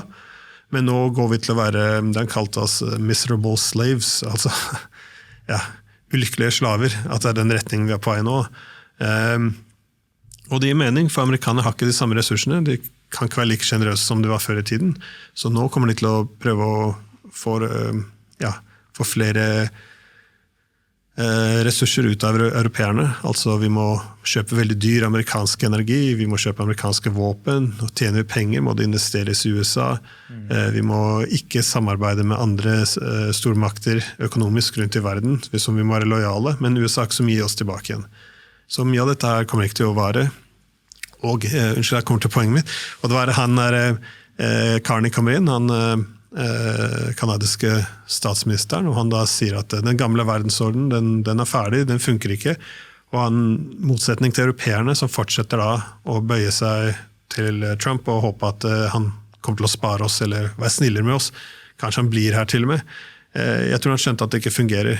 Jo mer europeerne forsøker å underlegge seg USA og gjøre akkurat det han vil, og håpe at vi da skal bli belønnet, jo mer ser han det som svakhet. Vi gir bort våre nasjonale interesser, og vi bare blir svakere og svakere. Så han sier det motsatte, at vi får bare dytte tilbake, og så snakker han om å øke samarbeidet med Kina, Og det akkurat det man må gjøre i en multipolær verden. Du kan ikke bare ha én partner, du må da diversifisere om du skal være relevant. Europeerne har ikke skjønt det. Bare nylig denne uken her begynte EU å feire at nå har vi bestemt oss for å frigjøre oss fra russisk energi, nå skal vi uavhengighet. Det er ikke det som er uavhengighet, betyr at det er mange leverandører, mange partnere, og da er det ingen som eier deg. Men det er vel et godt poeng å ikke kjøpe gass av russerne all den tid man er i en proxykrig og skal krige med dem om 3 år, så er det jo kanskje en lurt trekk da. Ikke nødvendigvis, for russerne kan selge det andre steder, men vi kan ikke kjøpe det andre steder, så vi svekkes oss. Ja. Så du ser da Tyskland deindustrialiserer. For å kunne få til dette måtte de overkjøre for eksempel Ungarn totalt, bryte sine egne regler. Det er mye av det som ødelegges når Europa svekker Europa, mens russerne kan fortsatt selge andre steder, så de har det egentlig greit. Men poenget mitt er jo da, nå er europeerne blitt enda mer avhengige av amerikansk energi. De kan jo skru av prisene, de kan bruke det som et politisk våpen, for vi har ikke andre partnere. Og dette kommer til å gå ganske dårlig for europeerne, så det stikker strid med det vi skulle. Så derfor han Carney sier at vi må bare akseptere at den verden er over. Vi kommer ikke til å være så alliert med amerikanerne som vi var før. Og han hadde også et poeng jeg likte, som var hele den der internasjonale, den regelsbaserte internasjonal orden, at det var egentlig en bløff. Det er også noe, jeg vet jeg har sagt her på podcasten en gang, at dette var noe som begynte på 90-tallet når vi bombet Jugoslavia. Vi sa, ja, vi har internasjonal lov, vi har ikke lov til å bombe Jugoslavia. Når vi angrep i 99, det var ulovlig. Når vi tok fra dem Kosovo i 2008, det var også ulovlig. Men vi sa, det er likevel legitimt. Så lov og legitimitet er 2 forskjellige ting nå, fordi vi henviser da til menneskerettigheter og demokrati. Det var årsaken til at vi nå kunne bruke militærmakt, eller vi kan splitte Kosovo fra Serbia, alt dette her. Og basert på dette her, så har vi skapt et eget rom for oss selv, da, utenfor internasjonal lov, eller folkeretten, hvor vi kan egentlig gjøre litt grann som vi vil. Og nå kommer Kanadas statsminister og sa, ja, vi har kanskje ikke det er ikke de samme prinsippene. De prinsippene vi bruker avhenger litt grann av hvor vi er. Så med andre ord, skal du støtte en nasjons løsrivelse, eller skal du støtte territoriet, integriteten? Det avhenger ganske mye av hvor interessene til amerikanerne er. Men nå, du så jo hva som skjedde i Grønland, og så sier jo Trump ganske klare ord, begynner å snakke om at Kanada må også annekteres. Da skjønner jeg at nå er europeerne og Kanada på utsiden. Det var veldig godt når vi var på innsiden. Vi hadde disse privilegiene. Vi kan unnlate å selge folkeretten og egentlig bruke militærmakt, blande oss inn i internt anliggende deloppland. Vi kan gjøre det vi vil, så lenge vi refererer til vårt liberaldemokratiske mandat. Men nå som det er over, nå som amerikanere sier, nei, dere er på utsiden nå. Nå kanskje bruker disse midlene mot dere. Da endrer ting seg veldig mye. Jeg tror Grønland skremte Kanada til veldig stor grad, fordi det er mye amerikanere kan gjøre der. Og de er jo det i stor grad allerede, men sånn hva er på Grønland? Ja, nei, men det er nettopp det spørsmålet. De danskene er jo villige til nesten gjøre hva som helst. De kan få flere baser, de kan operere på forskjellige måter. Det amerikanere ønsker er jo mer carte blanche? De klarer kanskje ikke å få hele Grønland i en stor jafs, men de kan først få til en avtale om å gjøre baseområder som er under suverent amerikansk kontroll. Så dette er, sånn som i Norge? Ja, men mer permanent. Så dette er mer som Guantanamo, at dette er vårt territorium nå. Okay. Så er det også det der med forskjell med å liksom, dominere hele Grønland med militære baser og alt mulig sånn, så er det jo fortsatt danskene som bestemmer, eller har kontroll på hvem som flyr inn og ut av landet av kinesere, russere, mennesker inn og ut, at dette foregår gjennom en slags dansk overvåkning-kontroll. Og all den tid hvor også de nå har 3 flyplasser, vel? Hvor før det var mye mer kontroll på at det var danskene og amerikanerne som hadde full koll på hvem som kom inn og ut der, så er det et mye mer åpent territorium nå for besøkende, og at de har litt mindre kontroll enn de kanskje historisk har hatt. Og derfor at liksom, nå må vi bare totaldominere den øya her. Ja, men det er også antagelsen om at dette forholdet kommer ikke til å fortsette slik det er i dag videre. Så sagt, de forstår jo at når de ikke kommer til å være like nært bundet opp mot Europa, og det amerikanerne er ute etter nå, som de er i en mye svakere posisjon, med en helt annen maktdistribusjon, er at de ønsker allierte som kan styrke USA. Europa blir jo sett på som en kostnad. De betaler mye og får veldig litt tilbake, så lenge det er en stor prislapp, så ønsker de å bruke mindre. De ønsker at pengene skal gå andre veien. Og jeg tror vi forstår at over tid så kommer forholdet mellom europeerne og amerikanerne til å bli mye vanskeligere. Og nettopp av den årsak om europeerne ønsker å forbli relevante, så må de på et eller annet tidspunkt begynne å diversifisere de økonomiske forholdene sine mer. Gjør sånn som Canada gjør nå, begynner å rekke en hånd ut mot Kina for eksempel. Få andre... På hvilken måte gjør det når man sier at rekker hånd mot Kina, i større grad enn... For meg virker det som bare sånn Europa, jeg vet ikke om Canada er lignende litt på Europa, som med tanke på, hvis du bare går i en klesbutikk eller kjøper et eller annet hardware nå, så virker jo alt å være fra Kina, produsert i Kina, om det er et eller annet forbrukerteknologi eller mobil eller klær, alt mulig er Kina-produsert. Så hva mener man da i større grad strekker en hånd ut mot Kina? Jeg tror teknologi er et godt eksempel, fordi... Flere sertifikater, godkjenninger, for nå er liksom... At det har vært litt begrenset til nå, med tanke på sikkerhet for eksempel? Ja, at man ønsker ikke å gjøre seg selv for avhengig av kinesisk teknologi, men litt av dette er basert på at vi kan gjøre råd til å gjøre oss avhengig av amerikansk teknologi, fordi vi vet jo at de misbruker det, de spionerer jo på europeerne, men allikevel at ettersom det er en alliert, at det er mer akseptabelt. Ja. Men nå som og vet du at Kina og Russland ville gjort akkurat det samme? Ja, det vil jeg også tro. Nei, men jeg gjør alt dette poenget her, det er ofte når man er kritisk til hvordan amerikanere opptrer. Det er ikke at amerikanerne er noe spesielt mer slemmere enn andre. Det var en utfordring som ble erkjent på 90-tallet i USA. Mange politiske realister, det var at det største utfordringen for USA nå, vi har ikke en maktbalanse. Hva er det som kommer til å skje med oss nå? Vi kommer ikke til å begrense oss selv. Vi kommer nå til å ekspandere i alle retninger. NATO-ekspansjonisme, kriger her og der. Etter hvert så kommer de til å bruke opp alle ressursene sine, og hele verden kommer til å hate dem. At dette er ikke ideelt. At dette er byrden til imperiet, så for mange amerikanere så blir sett på som dette er det er ofte man ikke tror man skjønner i Norge, at mange amerikanere ser på den perioden de siste 30 årene som noe negativt, for hele ideen at sikkerheten deres skulle være basert på hegemoni, den blir nå utfordret, for hva er det de har gjort? De har nå nesten 39 trillioner dollar i gjeld, de har sosiale, politiske problemer, de har store grupperinger som BRICS, som til stor grad fungerer for å gjøre seg selv mindre avhengig av amerikanerne. Så mye av det som har skjedd nå, med andre ord, imperiet deres har nå i ferd med å ødelegge republikken, så mange ønsker nå å droppe dette imperiet, og i stedet for å styrke USA, gå hjem, slikke sårene sine, gjenbygge litt grann, og så vil da de andre stormaktene, Kina, Russland, India, balansere hverandre til en større grad, om USA ikke alltid er der med en rakett pekt mot dem. Da. Så dette er en tanke som begynner å styrke seg i USA, men det er fordi maktdistribusjonen er forskjellig. Skal dette tolkes av, sikkert av vår kjære forsvarsminister, så vil jeg bare sagt, men han liker ikke demokrati, eller det er sånne enkle forklaringer. Men det er en tilpassning. Amerikanerne kan ikke fortsette denne veien her. Se hvordan gjelden går ut av kontroll.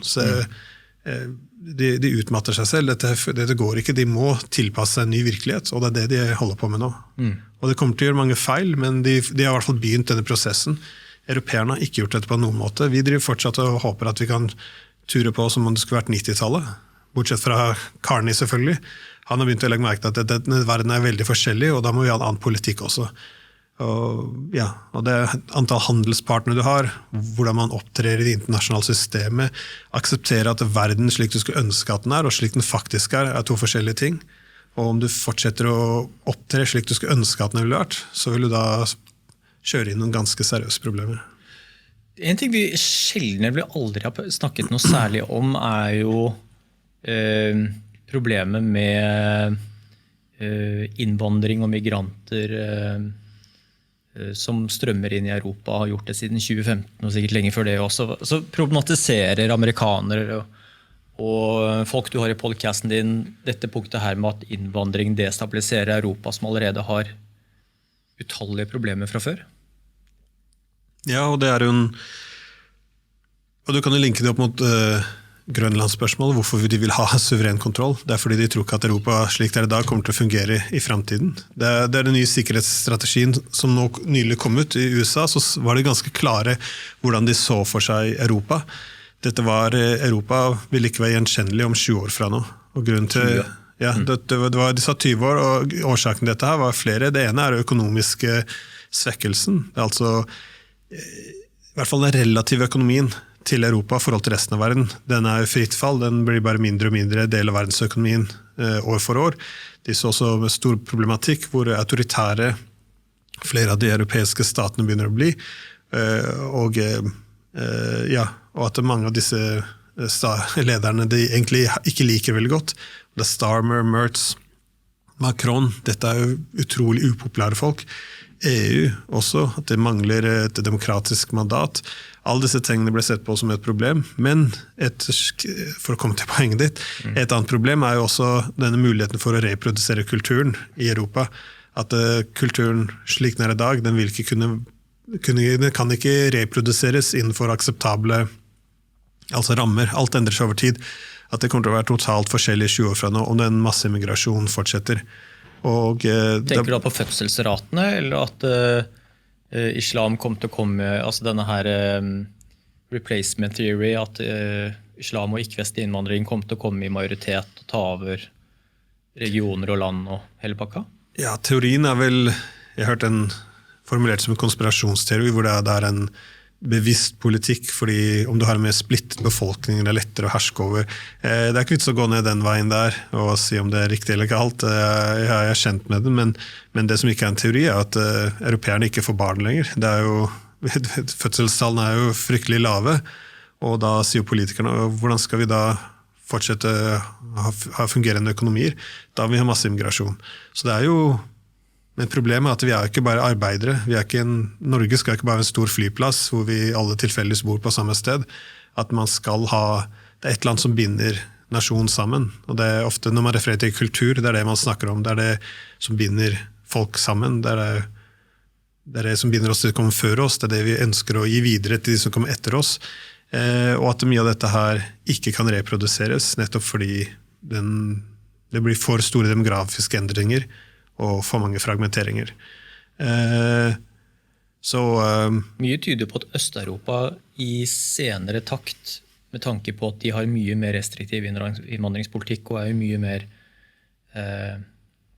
kulturkonservative på alle måter, så vil jo de landene stå mer robust overfor kanskje 20 årene, men de har kanskje ikke så mye å by på i det store verdensbildet, eller så skal vi si maktpolitikken, men det virker som at Øst-Europa er mye mer konservativt enn Vest-Europa.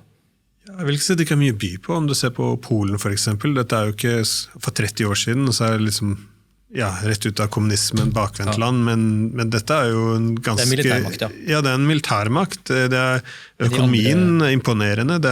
Polen kan stå veldig sterkt i fremtiden, tror jeg. Men det er som sagt...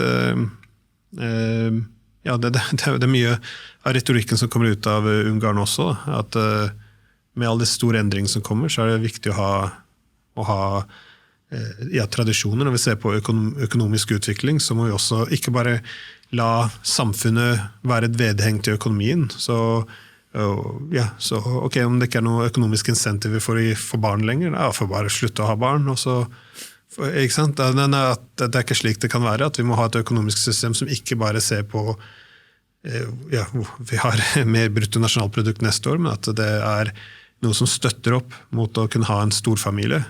At dette er så jeg tror det kommer til å være mer, alle kommer til å måtte fokusere litt mer på dette her i fremtiden. Men uansett, dette er en stor grunn til at amerikanere også tror det ikke er så mye fremtid i Europa.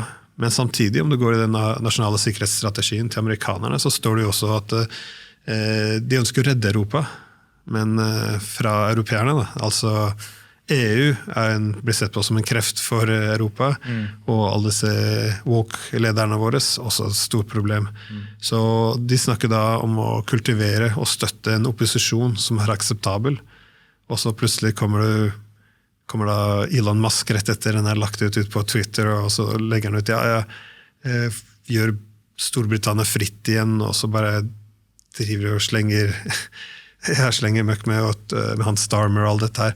Så du ser at det er en avsky for mye av det som skjer i Europa.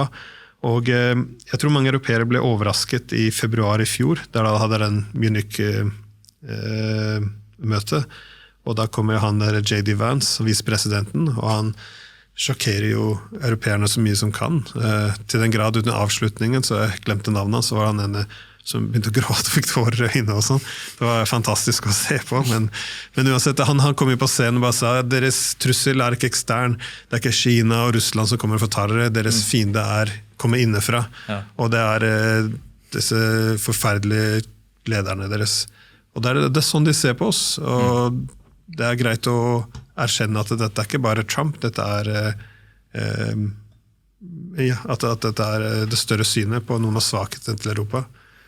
Og igjen, jeg er ganske sterkt imot at det er amerikanerne som skal komme inn og rette opp og bestemme hvem som skal sitte og styre her, akkurat som jeg synes ikke det er mye som er galt i, som sagt, Iran. Jeg synes ikke det er noe som skal endres amerikanerne. Om du ikke liker Trump, og du er amerikaner, håper ikke at kineserne skal komme og bombe deg.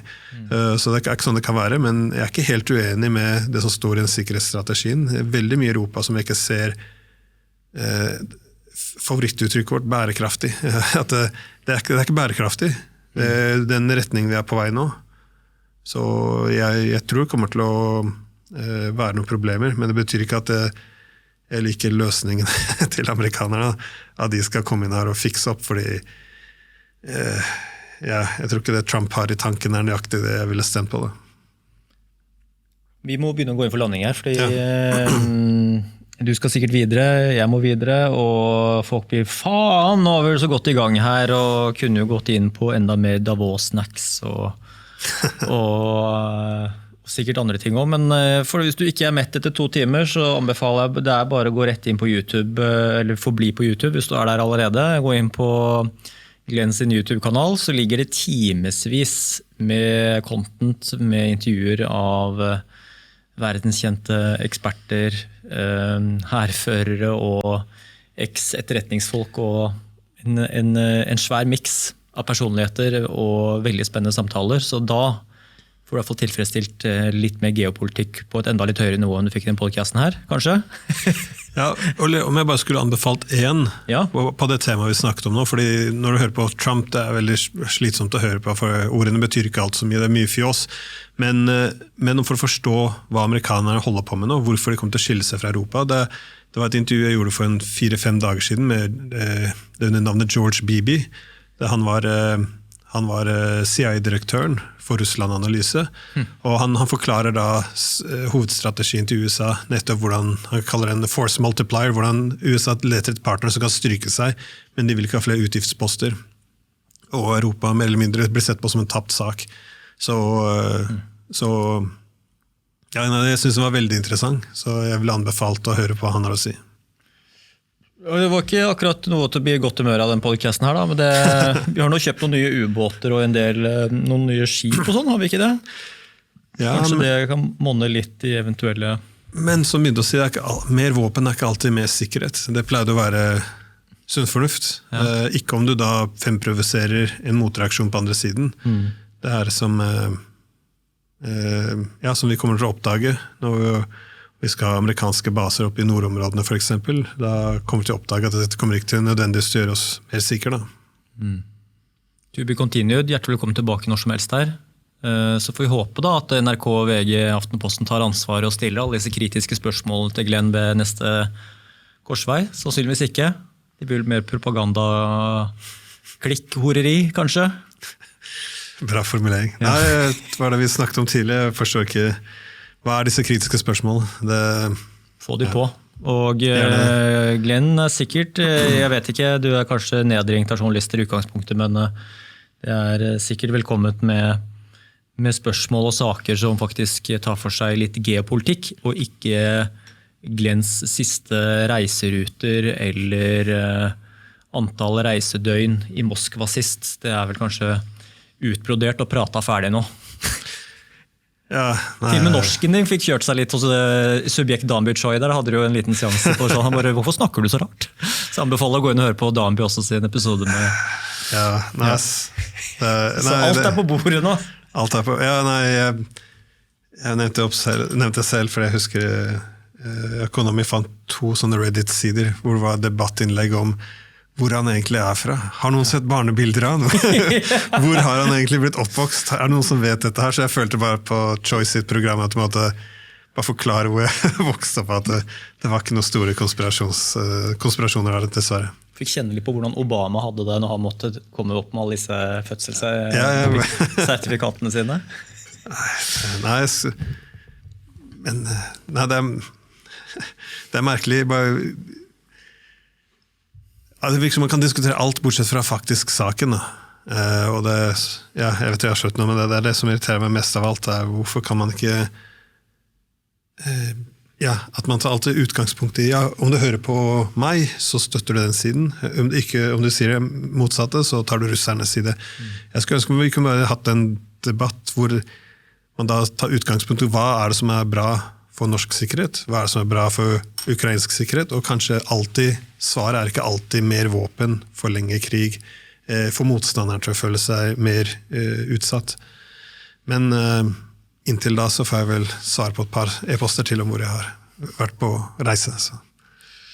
Jeg sier i hvert fall takk for 2 timer og interessant prat, som alltid. Lykke til videre med ditt, og så det jo ingen enkel måte å drasse inn annonsørene på tampen her, men vi må jo innom det, selv om vi har snakket om at 3. verdenskrig rett rundt hjørnet, så trenger vi fortsatt undertøy. Selv om det blir farene truer, så Comfy Balls evig sponsor av den podcasten her inn i krig og fred, og så må vi også nevne den beste fredsbanken av de alle, Folio, som også støtter podcasten her, så Glenn skal få med seg både bokser og termokopp på vei ut her, så at de kan gå tomhendt fra Fornebu. Takk for praten. Takk skal du ha. Velkommen tilbake.